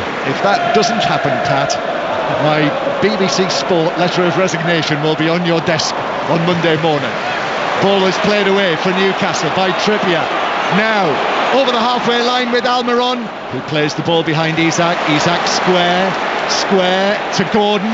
Gordon then back to Almiron in the box. His ball across the 6-yard box evades the right leg of Isak. Tonali's kept it in though. Tonali's cross. Gordon with the shot, but diving down to his left, Martinez allowed it to run wide. He was trying to get there because it took a deflection, actually, the Gordon shot. And it's a corner to Newcastle from the right. Lovely move, Newcastle. That break was what can only be described as scintillating. The pace of it from Almiron, the understanding from Gordon, the brilliance of the ball in. I mean, you could watch that all day long. Any team in the world played that sort of attacking play, you'd be delighted to watch it. That deserved a goal. 52,207 the attendance. Corner for Newcastle into the edge of the 6-yard box. It's come off a Villa head in the end. Konza, I think it was. There are tennis doubles style low fives taking place in there. Deflected it over the top, so it's another Newcastle corner from the right. I don't know how much you knew about it, John. I think he was shocked that it went over. Trippier then, second consecutive corner from the right. Newcastle are winning 2-1 if you've just switched onto us on 5 Live. First Saturday of this Premier League season. Trippier swings it in, and it is headed wide under pressure. Botman was in there, and it was Botman who got the touch to head it well wide and behind. Also, lines are open for 606. If you've just switched on, you can join in the conversation. 08085 909 693 and book your call. Now, this is what Pat Nevin was talking about. It's a goal kick for Aston Villa. Martinez is on a yellow card. Referees have been told to be tight and clamp down on players' time wasting. You've called it, Pat. That is going to be a subject in this second half. And by the way, the Newcastle fans have noticed it as well. They're having a right go as well. Mind you, the point should be made. Villa are losing in the match. Doesn't benefit them to waste time. Here's Cash as Villa play it out from the back. Gordon puts in a sliding challenge on Cash, which it was a poor challenge, and it's a yellow card for Gordon. So both of them now yellow carded. That's been tussle of the match. It has been, and I mean, for Gordon, he can't really complain too much. He's been fouled 5 or 6 times with the same player. He's fouled him back once. Because he's a striker, you would think he gets a yellow card, but it was an unnecessary challenge. It was a striker's tackle, and he didn't get anywhere near the ball. The England-Wales match continues at Twickenham, the World Cup warm-up game. And it was 6-0 to England last I saw. Here's Diaby for Villa on the right-hand side. Does well, wriggles out of 2 challenges. Still going, Diaby. Comes across field from right to left. Gives the ball to Digne on the left-hand side. Then infield towards Douglas Luiz. And Camara is able to play it out towards the right-hand side. And it is now England 9, Wales 3. That's the latest score at Twickenham. We'll have more on that in due course. Villa still in possession. Tielemans turns it to Pau Torres, who carries the ball forward. That is very much part of his game, what he did with Villarreal for Unai Emery. Now it finds its way to Digne. Cross from the left-hand side, then that is sliced behind by Cher for a corner to Villa from the left. Very good period of play from Aston Villa. And I would suggest their first good period of play, maybe. In this second half, they've been pinned back by Newcastle, who started this second half the way they started the first half. but that's their first real break there, and it was considered. They took their time and got a good cross in, and finally a corner kick. Corner from the left. Digne to take this, left-footed. In it goes to the near post, and a header wide by the arriving Camara. Didn't get anywhere near on target. 4 or 5 yards wide of the near post as he arrived at pace. So Newcastle leading Aston Villa by 2-1. More from Twickenham now with Chris Jones. As you say, John, score is England 9, Wales 3, 15 minutes into the second half. England did put some semi-decent rugby together. Ollie Lawrence making a good burst, but conceded a penalty just when they needed to strike. England yet to score a try in August. England 9, Wales 3, 55 minutes gone. Free kick to Villa, foul on Konza in the centre circle. And this is not the end of the live sport on 5 Live tonight. Oh no, because we will, after 10 o'clock this evening, we will be on air with the Anthony Joshua fight, live from the O2 in London, with Ron McIntosh and George Groves and Steve Bunce with the commentary. Jeanette Quatchi will be presenting. That is from 10 o'clock. You'll hear it on 5 Live. Another of our many and varied venues for sport and commentary this weekend. Here is Botman at the back for Newcastle, black and white striped shirts. Out to Byrne, high ball from him, rather hopeful, but Isak's chasing it, and then he's adjudged. No, he hasn't. He's allowed to play on. Isak shoots. Martinez makes the save. The offside flag is up here. The assistant is flagging, and the referee now has spotted it and gives it. And the goal, if Isak had been able to put it into the net, would not have stood. Yeah, it was a strange one that everybody in the ground could see the flag up there. The referee let it play on for quite some time. Very noticeable so far in the game. You talk about Alan Shearer talking about it. There's been a couple of good heading opportunities for Aston Villa. I mean, that one there just a few minutes before from Kamara. I mean, Alan Shearer would say, well, that's a nodding for you. That's an easy one for you. And remember, Douglas Luiz had one in the first half as well. So Villa have had their chances. They have. Newcastle's very, very tight defence actually begun to leak, if you remember, towards the end of last season, but they still ended up with the joint best defensive record in the Premier League last season, along with Manchester City. Newcastle win a free kick halfway inside their own half, just a little foul on Joe Linton. So a free kick that Botman will take. So 2-1 Newcastle lead. If you remember, towards the end of last season, Newcastle lost 3-0 at Villa Park. That was their heaviest defeat of the season. Newcastle beat Villa 4-0 here. That was the last match before Emery properly took charge. Gordon slipping the ball forward into the penalty area. Konza is lost out to Isak. Isak dinks it in. Beautiful finish to make it 3-1 Newcastle. Konza caught out and Isak did the rest. But how delightful that was. 3-1 Newcastle. A classic dink when he's under pressure there. I mean, he pushes. Aston Villa are complaining that they think there's a foul in the build-up. Of course, they're going to check that, but he wins it. He's just a little bit stronger. He doesn't look the strongest player, but he's a little bit stronger there. Gets to the ball faster, checking for offside. I don't think it is offside, but it's about whether he actually drags back the defender there. I think that would be harsh on him. But the beauty of the dink at the end there. Again, he scores some great goals and he has some great pieces of skill. I don't think that's going to be chopped off. I think that's a goal, and not only a goal, a great goal. We're seeing it again, and yes, the goal stands, and it's a 2-goal start for Newcastle's club record signing, Alexander Isak, on the first day of the Premier League season. It was quite a big call, you know, Eddie Howe. Callum Wilson on the bench for this match, and Isak in the starting lineup. Well, that's backed up the manager's decision, and he took the ball away from Konza as clean as a whistle, as far as I can see on the replay that we've seen.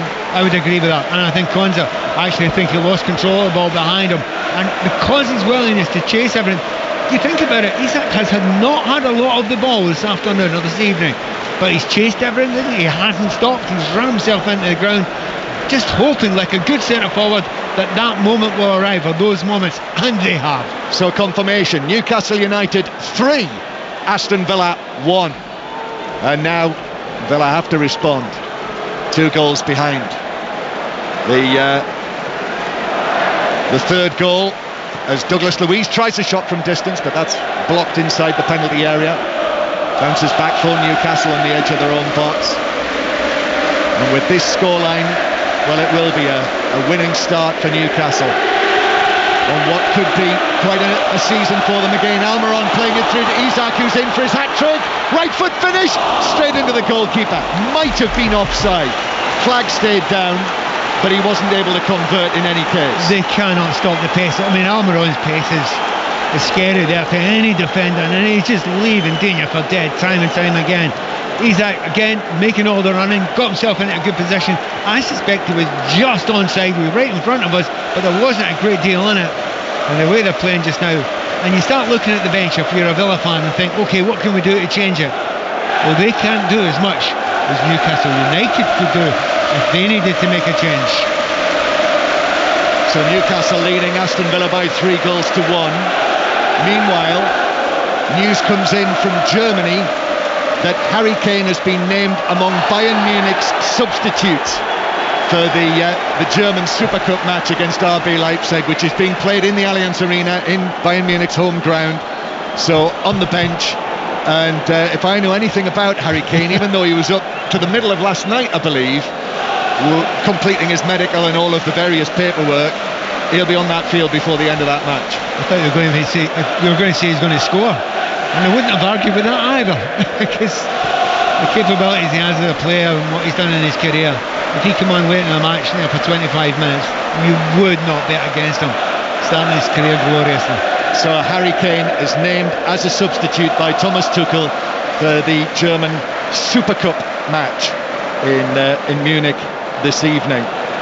I heard earlier on 5 Live Sport the post that he published as Newcastle send a long ball. Martinez out of his penalty area, heads it square. Almiron's onto this and shoots, but Martinez was able to recover, get back into position on the edge of the 6-yard box and drop on the quite weakly hit shot, actually. I mean, Martinez has probably had more headers than just about any other player on the pitch today.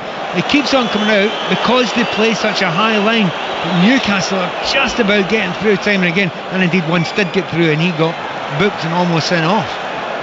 Villa breakaway downfield with Camara's carried it deep into Newcastle territory, gives it to the right hand side. McGinn's ball into the edge of the area. Tielemans with a touch, and it's a heavy touch, and it just runs away through for a goal kick. And Unai Emery there with his greased slick back black hair immediately turns and motions to the bench. I think he's thinking about another change. No, there's quite a few changes to have to make now. Just see number of players running out of juice.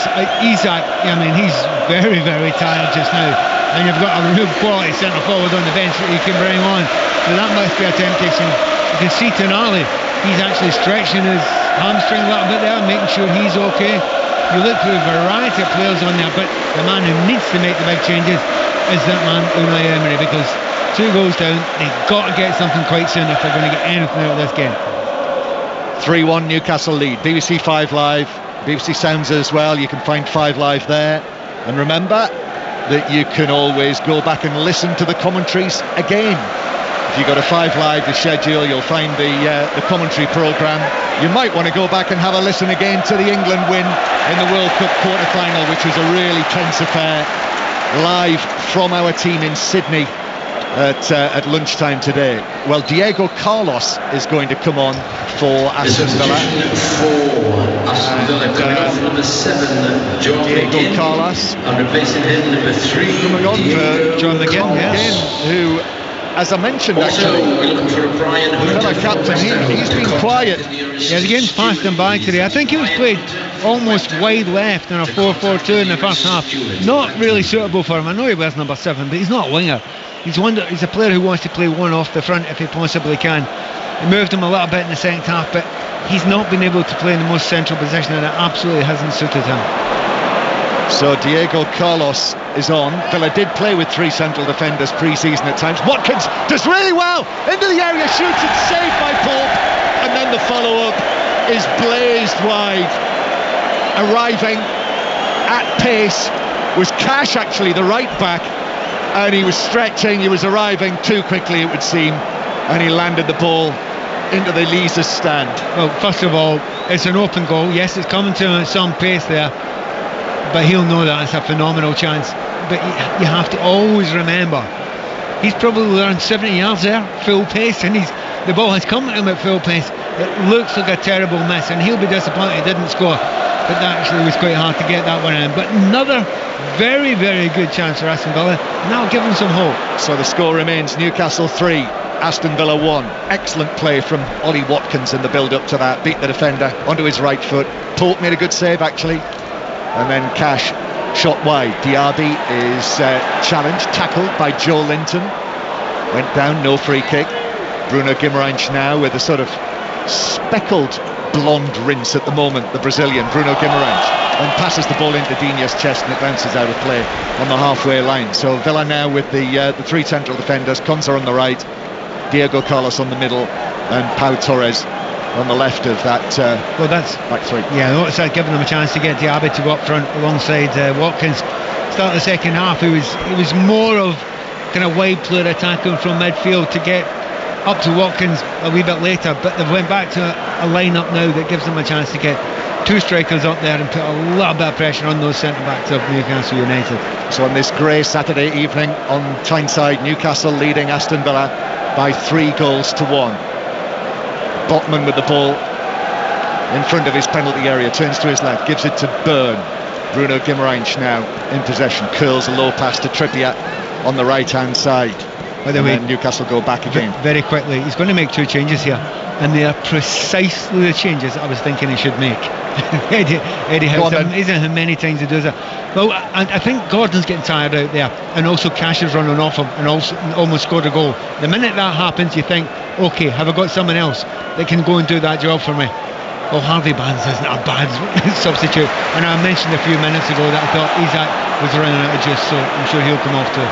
Yeah, 2-goal Isak as he is today, and Villa in possession. So Wilson and Barnes coming on. Sounds excellently old-fashioned, that, doesn't it? Wilson and Barnes. Here's Pau Torres back into the centre circle to Diego Carlos. Next time the ball goes out of play, Eddie Howe's going to make his first changes of the match. But Tonali is tenacious, and he's taken the ball off Pau Torres, who, well, he had the slightest little grasp of Tonali's shirt, and Tonali threw himself to the ground, and Bruno Guimarães has said something. No, he hasn't. I'll tell you what he's done. He's asked for a yellow card, John. Oh, that's exactly what he's done. Another one of those rules. And presumably we should be applauding that from the rooftops. Yes. Player booked for brandishing the imaginary yellow card, Bruno Guimarães. The referee's gone over. Guimarães said, well, didn't really mean it too much, but hey, them's the rules just now. And players have to get used to changes, don't they? There are going to be a lot of them are going to find it difficult to get used to these changes. But certainly that's one of the ones that they're going to have to get used to. No brandishing yellow cards. Trust me, we didn't do so many years ago. We don't have to do so now. Okay, when Newcastle are making these changes, let's get an update from another one of our excellent sporting venues this weekend, where the Women's Open is taking place at Walton Heath. Ian Carter. And Charlie Hull on the threshold potentially of going to the top of the leaderboard now, because she's over a birdie putt at the 17th, sends it forward and into the hole, and that moves the English woman to 9 under par, and Charlie Hull leads the Women's Open here at Walton Heath. She's picked up 4 shots today, and Ali Ewing, the overnight leader, is now back at 7 under, 2 shots behind. Thank you, Ian. So Harvey Barnes is on for his competitive debut for Newcastle United. Did score a couple of goals in the friendly against Villarreal here last Sunday, so he's already kind of got his feet under the table. When he's at his best, Harvey Barnes, when he was at his best for Leicester, he was absolutely terrific. So let's see what he can do in a black and white shirt. And Callum Wilson, last season's top scorer for Newcastle, 18 goals, scored 11 goals in April and May, which is why it was a little surprising that he wasn't in the team for the start of this season. But he's on, as in the Footballers Football podcast, Callum Wilson, in his spare time. And as Pat suggested, Isak and Gordon have gone off. Gordon had he was very involved. He was.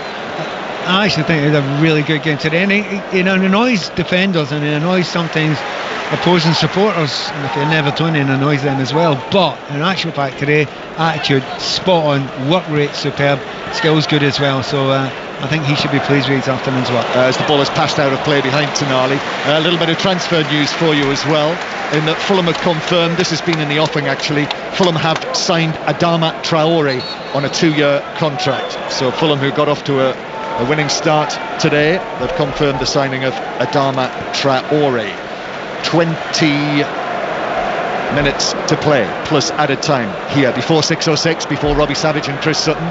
So you can book your calls now. But he has Cash doing well on the right hand side, crosses the ball into Joe Linton, advances out of play for a throw into Villa in the Newcastle left back area. We'll be back to Twickenham next time we get a chance. It's 9-3 to England last we heard from there. Here's Pau Torres, stands up, plays the ball through the middle, overhits it all the way through to Pope. So now is a good time to bring in Chris Jones from Twickenham.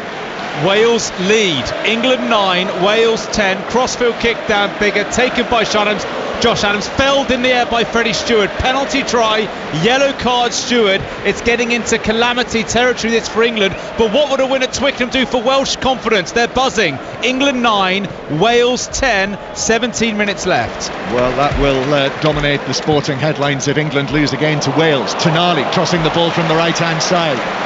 Again, warm applause for that. Here is Barnes into the action for Newcastle. His cross came off the head of a defender. Diego Carlos threw himself at it, didn't land at the feet of anyone in a black and white shirt, and Aston Villa can bring it away through Camara. Camara's low pass forward to Diaby, but he miskicked that, might even have kicked the ground as he kicked the ball.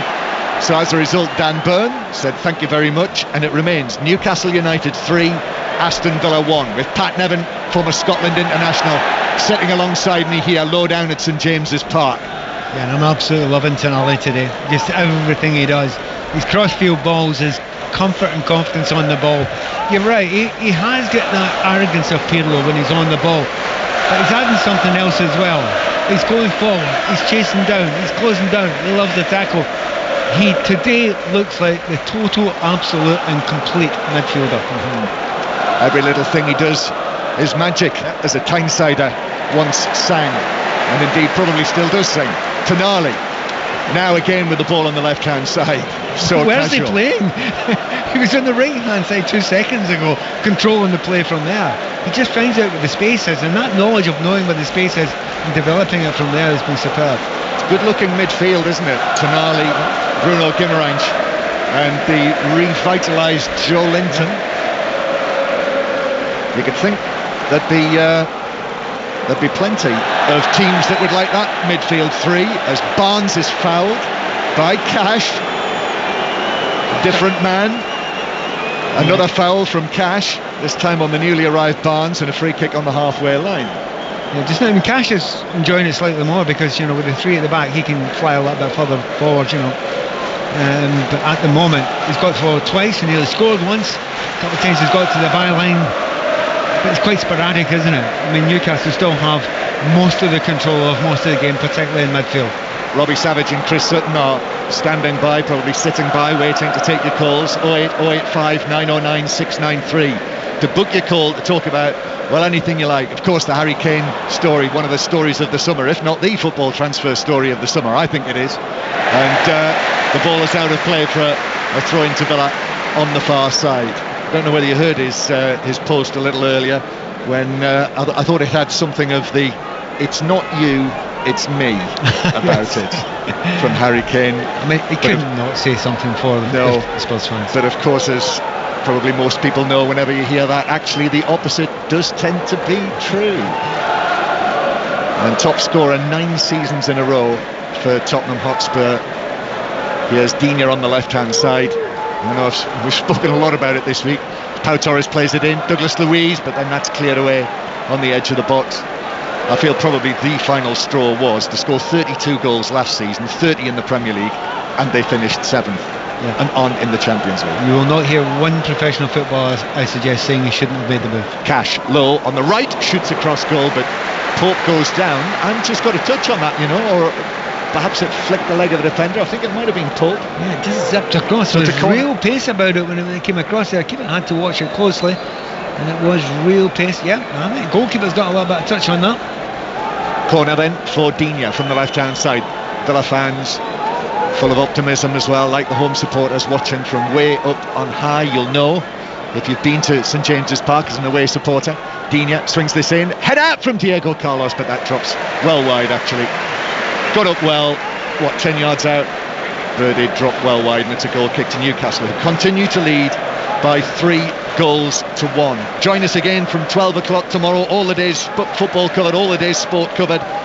Five Live's Premier League Sunday, featuring commentary on Brentford against Tottenham.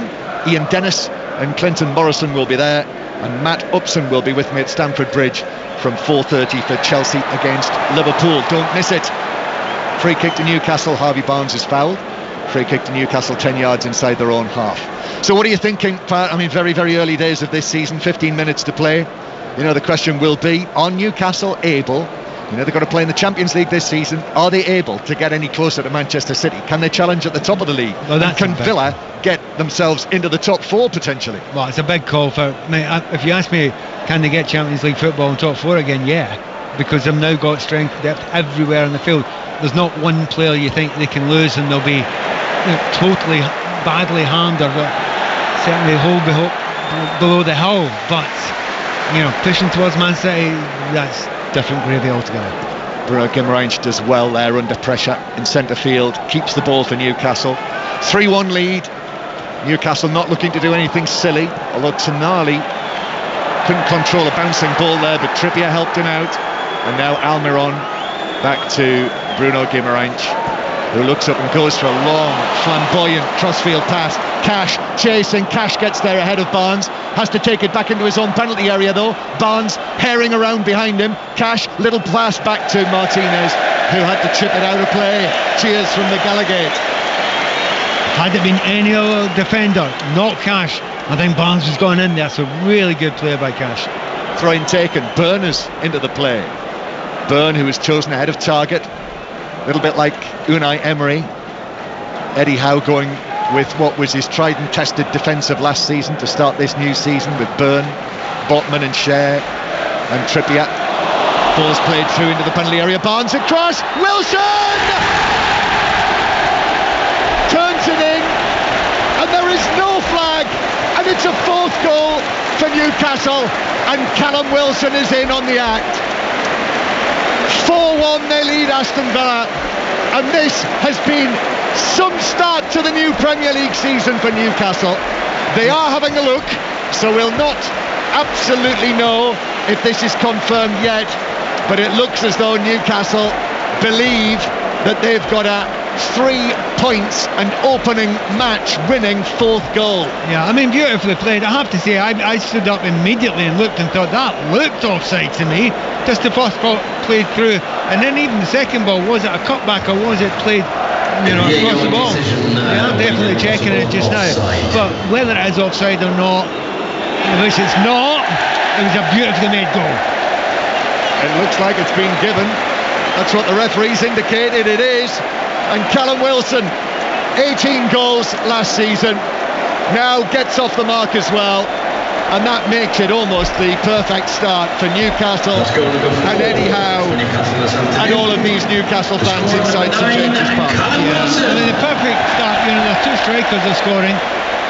We were talking before about, you know, getting close to Man City, only one step at a time. You know, make sure they can have got enough strength and depth to play Champions League football and go further and stay in the top four. You've just taken off Isak, you brought in Callum Wilson, he just scored immediately. They brought on Harvey Barnes, who we know the quality he's got on that left hand side, and that underlines what I'm saying. There is no part of that field where you're worried about now with quality if anyone gets injured, and that's what you've got to do if you're going to be competitive in A, the Premier League at the top part, and also B, Champions League as well. And also Harvey Barnes into the action, creates that goal. Yeah. I mean, what a lift for him. Yeah, what a lift for him, John. You know, and Wilson may have been a bit miffed not starting the game, but if he gets a goal, that will cheer him up slightly. So Callum Wilson makes it 4-1 to Newcastle. And that goal coming in the 78th minute, there's no way back in this match now for Aston Villa.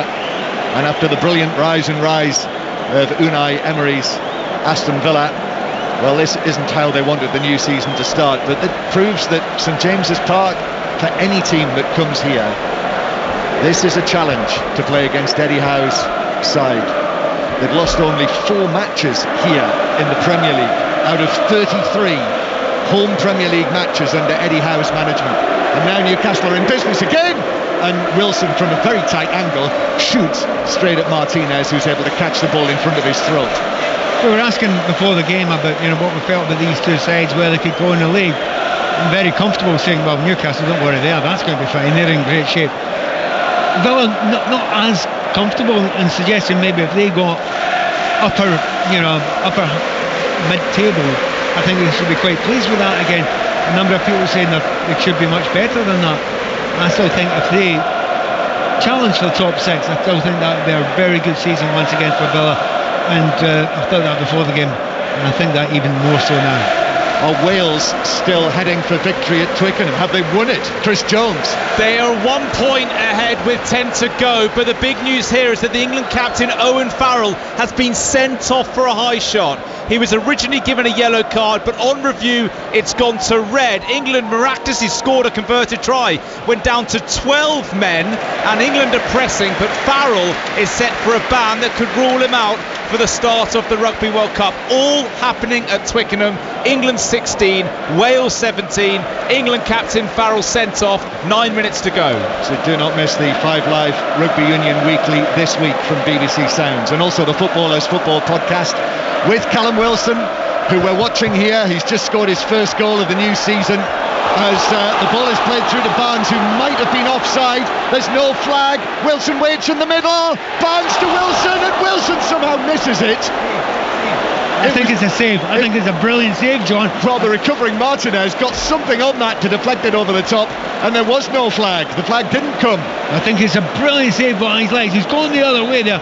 I mean, you can imagine him missing it, because he was, he's 5 yards out. He's in front of goal. The keeper's gone beyond him, but he sticks out his right leg, and I think it's come off.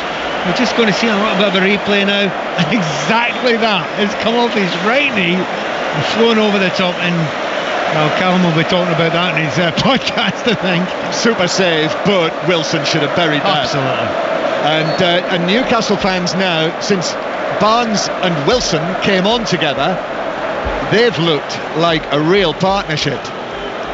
Great to have options, John. Brilliant to have options. Less than 10 minutes to go. The corner is headed by Joe Linton and cleared off the line. Ollie Watkins back on the goal line to get that one away. And then Villa take it away. Bruno Guimaraes feels he was fouled on the edge of the area, but no free kick given, and then it's wasted by Camara, and Newcastle are back in possession. Villa are going to make their 4th and 5th changes when they get a chance. Young Jadon Philogene is going to come on, and also Philippe Coutinho as well. Given that break there, it was a dangerous looking break from Aston Villa, who almost lost goal twice in a row there. But the man to break it up again, Tonali, absolutely everywhere, sitting in front of his centre backs. He has got such an extraordinary calming influence on the group. Knows when to slow it down, knows when to quicken the game up. Not that many players, when you think about it in world football, can control games at the pace they want them controlled at. Tonali looks as if he's perfectly capable of doing that for Newcastle. This is quite a statement win for Newcastle, to begin the season with expectations so high after what was achieved last season. But to do this to Aston Villa, who over the course of the last year have been so impressive since Unai Emery took the reins at the start of November. Here's Barnes on the left-hand side. Ole's now. Wilson trying to find a position. Ball just ran away from him, and Villa have got the ball back on the edge of their own penalty area with Douglas Luiz. And just listen to Ole's with Newcastle there, the way they held the ball with such comfort and composure in that midfield. I think you may have gone many years at this stadium without hearing Ole's.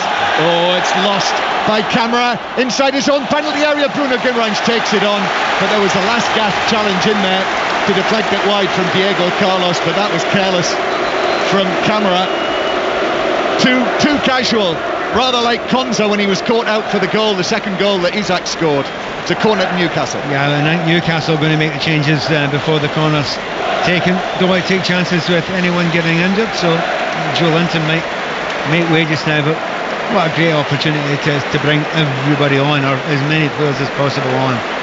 Well, changes are going to be made, and Bruno Guimaraes is coming on. Number 7, Joe Linton. So Joe Linton and Bruno Guimaraes are off. Sean Longstaff is coming on. Yeah, and it's good to get Guimaraes off. He's on a yellow card. You don't want him to pick up a red, a silly one near the end of the game. There could be extra time or more injury time added, so don't take any chances this time of the season. The game is just about one, so relax a little bit. And even Aston Villa are going to make a couple of changes here, which is unusual at a corner kick. Or are they going to do it anyway? It's not Joe Linton coming off, it's Almiron. Number 24. Here. I actually think, and this is an achievement in itself, I actually think they've turned up the volume of the Newcastle United public address system. So Murphy comes on for Almiron, gets a little pat on the head, and Murphy, who did well in the latter part of last season, he comes on. So Joe Linton is still on the field, and those Villa changes are not going to be made just yet. We've got 5 minutes left plus added time, so who knows how long there is to play. We'll find out as well post-match exactly what the situation is with Tyrone Mings, who was stretchered off in the first half. Corner to Newcastle, in it comes, it's headed away on the edge of the 6-yard area, comes out to substitute Murphy, and then Tonali turns and plays it all the way back to goalkeeper Pope behind him. Has his heart rate moved above about 70? Tonali, he just consistently looks the calmest person out there. Everyone is rushing about 100 mile an hour. He seems completely in control of every moment. Lines open for 606 for Robbie Savage and Chris Sutton. 08085 909 693. I know I heard them at half time. They certainly want to talk about the Moises Caicedo transfer. Be very interesting to see where he is at Stamford Bridge tomorrow afternoon, if indeed he is there. You'll hear that on 5 Live with us. So the 4th and 5th changes for Aston Villa. Unai Emery taking off Diaby and Cash from the right hand side, and as I say, bringing on Jadon Philogene, who will play in the Diaby position on the right hand side, the academy product, the England under-20 international. And Villa also bringing on Philippe Coutinho, the former Liverpool man. Here is Philogene into the action straight away for Aston Villa. Left-footed ball across the penalty area, that's blocked away by the shins of Byrne. It's actually kept in play by Barnes. Barnes back to Byrne, and then Byrne to Wilson on the halfway line. Wilson overhits his pass downfield, and it will run away out of play for... in fact, I think Martinez might keep that in. No, it is out for a throw-in, which Villa will take. By the way, in that new podcast, new series dropped this week of the Footballers Football podcast, as they say in the podcast world. Among the things Callum Wilson talks about, it's quite interesting as a striker, he says, love the idea of more added time, because it means I've got more time to score goals, which is a very good point. But also, he talks about the leadership group at Newcastle. And I notice in the programme today, there's no captain's column. It will be a column from the leadership group. That's very 2023, don't you think? I like it a lot.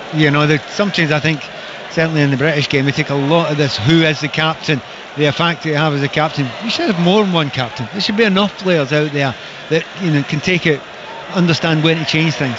Ball bounces back into the Villa penalty area, but a heavy touch from Murphy takes it out for a goal kick. So let's get another update from Walton Heath from Ian Carter at the Women's Open.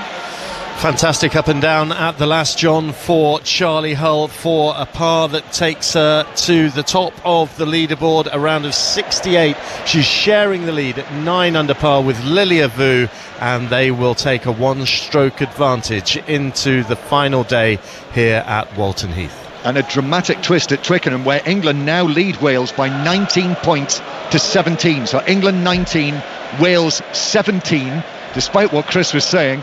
And there are 4 minutes to play, so more on that to come. The 100, by the way, is your listening option on Sports Extra tonight. And then the Joshua fight is here on 5 Live after 10 o'clock this evening. And the other news, we've ripped up the schedules for midweek after England won through to the World Cup semi-final, as Villa bring the ball forward towards the edge of the penalty area with Coutinho, but Newcastle are able to get a touch in on that. It was Wilson actually in there, and Villa are back in possession inside the Newcastle half. Yes, Tuesday on 5 Live, Sweden-Spain from 9 o'clock in the morning, so that's on 5 Live. And then Wednesday, live from inside the stadium, our team in Sydney will bring you commentary on Australia-England.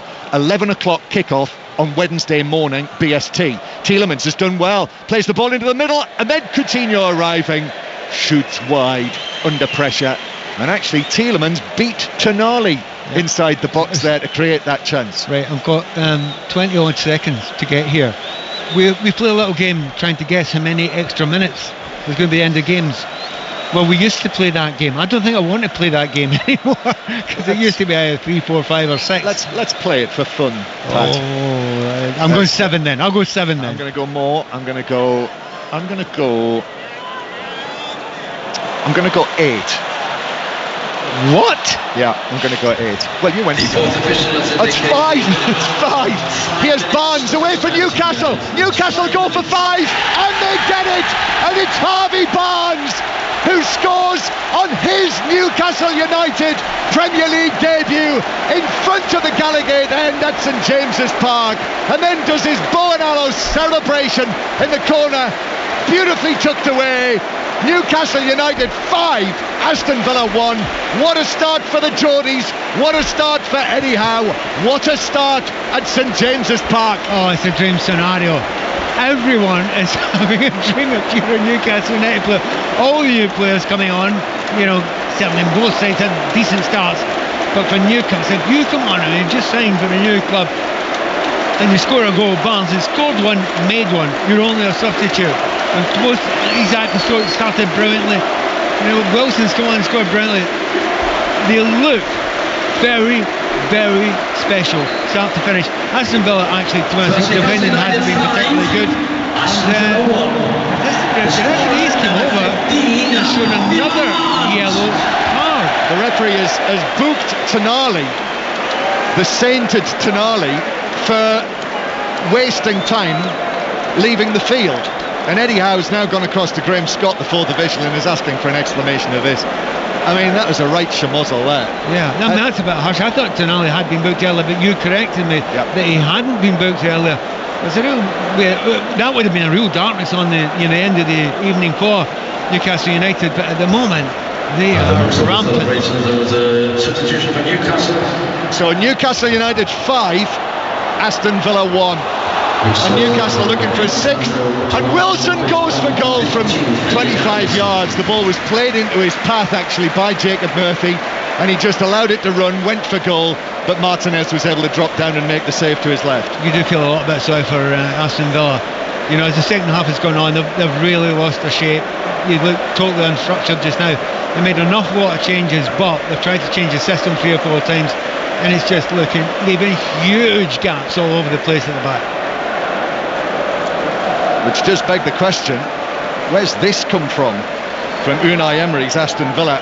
As I say, unbeaten pre-season. Well, the first team were that they put out a team against Rush Hall Olympic, which is very much a second string, and they lost. But the first team unbeaten, and then that brilliant latter part of the season that they put in. But to come here and lose when there was so much optimism, to lose 5-1. The other thing on top of it, John, remember this Mings injury. That makes a big difference. Now, I think it may have been 2-1 already by the time he went off. I'm trying to remember because so many goals have flown in. I will just check. Yeah, but it makes a difference when the leader. 2-1. Yeah, exactly what I thought. So 2-1. They had lost a couple of goals anyway by that time, but they had a game plan. They had him at the centre of it. He's taken off, and it has to be adapted. It sounds a wee bit like an excuse. You will lose players. You have to be able to adapt when they change. But that is the secondary story. The main story is how good Newcastle have looked and how good every single change they've made has looked. Well, it's going to be Unai Emery's heaviest defeat as the manager of Aston Villa. Newcastle winning 5-1. Free kick on the left that Douglas Luiz swings in, and Nick Pope moves across and got it rather clumsily too. It was going in, into the top corner, and Nick Pope got a touch on that and bundled it wide and behind for a corner from the left-hand side for Villa. St James's Park is buoyant. Ball in again, took a deflection. Pope comes for it, and then two Newcastle defenders collide in heading it behind Cher and Byrne. And it's another corner to Villa. But great action. Do you see those Newcastle players? They're 5-1 up. We've got about a minute to go there. High-fiving each other. We do not want to give anything away. Even though it's the last minute, even though this game is won there, they have a pride in this score. Corner then, and it comes to the near post, and it's half volleyed away to safety by Botman towards the halfway line. We will bring you live interviews during 6:06 with the two managers and anyone else we'll be able to provide down there. As Newcastle have it, there's a Villa player gone down holding his face. Digne, who I think will get back to his feet. And Murphy is able to take the ball away. Yes, so listen out for Eddie Howe live and Unai Emery live in 6:06. They'll be contrasting interviews. I'm on interview duty today. Good luck, Pat. I'll be gentle with Unai Emery, particularly as you say in the circumstances with Tyrone Mings' injury. We'll certainly want to hear what the news is there, as will all Villa fans. But 5-1 it is. I mean, this is some start for Newcastle. It is, and you think how Eddie Hall usually keeps things under control. He doesn't get too carried away. It's going to be hard for him, isn't it? Because you can see something very special. We all knew it was going to happen eventually in Newcastle, but this looks like quite a giant leap forward, even from last season.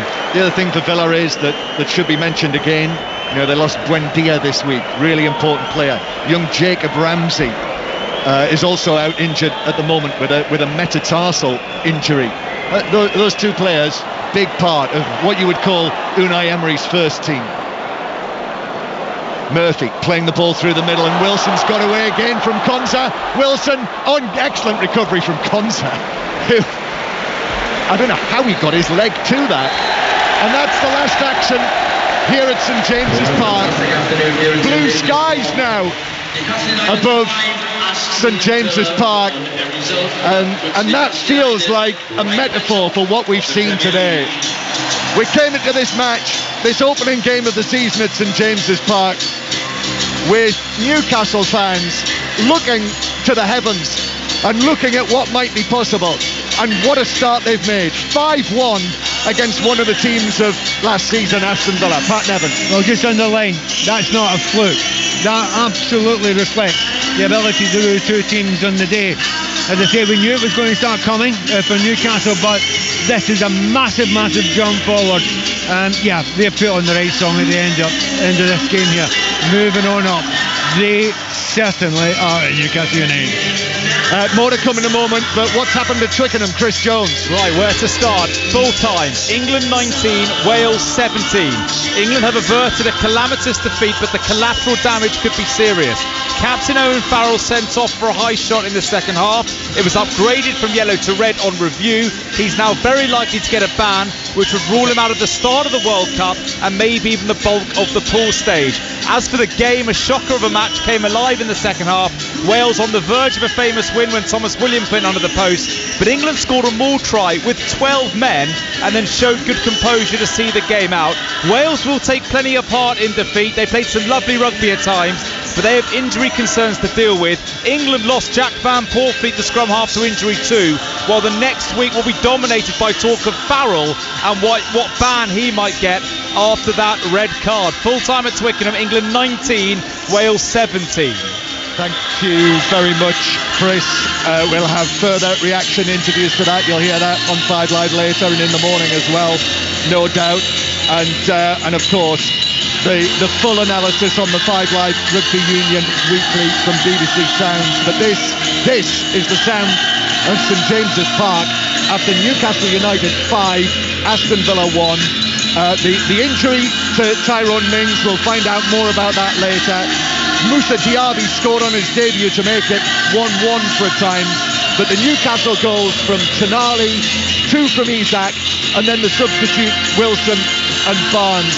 Pat Nevin, a final word from you on Newcastle and on Villa.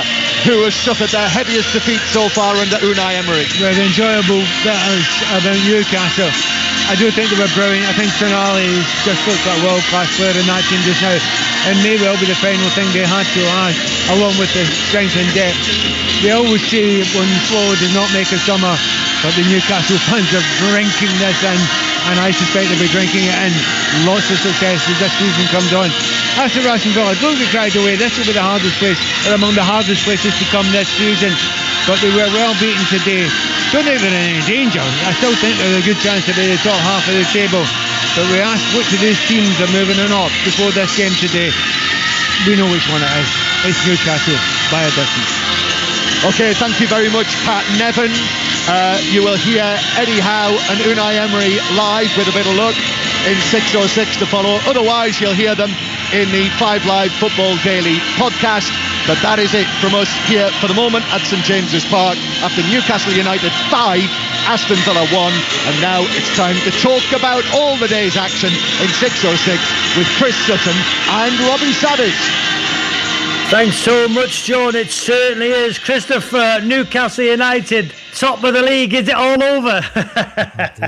Do you know what? Everybody was talking about Newcastle's tough start, Rob. What a start for Newcastle United fans. Are you getting excited? You've got to fight on the Champions League front again, but let's hear from you Newcastle fans. I've seen the BBC predictions. Stephen Warnock said Villa will finish in the top 4. Wow, seriously. 08285 909 693. Get your calls in. There's going to be loads of calls tonight. It's 606 after the news on 5 Live with Stuart Clarkson. Unai Emery is now speaking with John Murray. Yes, here he is, the Aston Villa head coach. Unai, the season began with so much optimism and confidence, but just about everything that could go wrong did go wrong, didn't it, for your team? Good evening. Always we have to be optimistic, and always, of course, we have to look forward. And after the last season we finished very well. We are starting the new season, and of course here in Newcastle against a very good team, they are feeling so with this power, with his supporter, and as well because I think they have very good players and they are feeling strong at home. It was difficult, but the first half we did in the game. We scored the goal.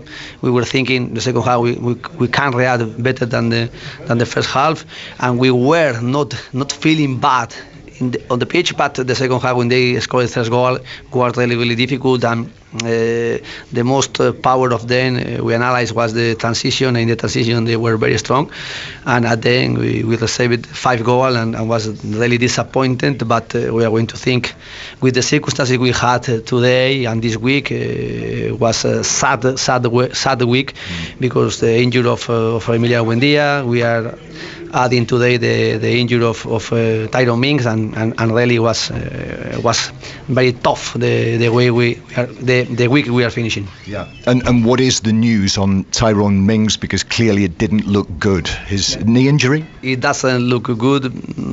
Hopefully not, but we are going to scan tomorrow, and we are going to try to take good news. Was it a twisted knee, as far as you can tell? His knee, and could be important injury. We'll wish him the best, Unai, and thanks for coming out and talking to us. Robbie. Newcastle fan Matthew coming up after we hear from John Murray, who spoke earlier with Eddie Howe. Yes, here is the Newcastle United manager, Eddie Howe, after a 5-1 win in the first match. How do you approach this, Eddie? Is this a going with it, the joyous experience, or is this a dampening of expectations? This is, let's think about next week against Manchester City away. We knew when the fixture list came out we were given a really tough start, so today's game and then followed up with City and Liverpool and Brighton, so today's game was of huge importance to us to try and get that first win as early as possible, and I give full credit to the players for what they delivered. Pick out what pleased you most about it. I think the implementation of what we asked them to do. I thought the players really committed to it. Aston Villa are a very difficult team to get to grips with. They play a really good style, and I thought it was a good mix between the two teams. I thought they had their moments. We certainly had ours, and So pleased as well with how he responded to their goal, and second half performance, fitness levels really shone out for me. You'll understand that people will probably get very excited about what Sandro Tonali might be capable of. That was some debut, wasn't it? Yeah, it was. Great goal, all-round performance I thought was really strong from him. I was really pleased with the look of the midfield with Bruno, Sandro and Joe, and it was really hard to pick because Elliot Anderson's probably been our best player during pre-season, and Sean Longstaff's a top player as well, so great to have those options. But for Tonali to come in and look as comfortable, that doesn't just happen, does it? There must be a lot have gone into that. Well, I think, there's a lot that's gone into it, and you have to compliment the player. I mean, going away from Italy to a new country, a new style of football, a new intensity of football. The beauty of his start here is he had Premier League games in pre-season, so we'd played Chelsea, Aston Villa and Brighton, and I think those experiences would have really helped him adapt rather than, if you sign him in January, he's straight in. So he's had a few weeks, but he looked very strong today. Just a quick word. First time we've seen, this implementation of bookings for time wasting, etc. Tonali obviously got yellow carded as he was leaving the field. Where do you stand on that now you've seen it in operation? Well, I thought Sandro's was really harsh because I was wanting just to savour the moment of his performance and just to enjoy that moment. So that was taken away from him with a booking, which is a real shame. But I think as long as they're sensible and they're not stupid bookings, I thought that one was particularly harsh. Well, there we are. Not many Newcastle managers have started the season with a 5-1 win, so that's a great way to get underway, isn't it? Yeah, no, we're delighted. And I think, as you say, you get that first win as quickly as possible. Now we look forward to next week. Thank you, Eddie.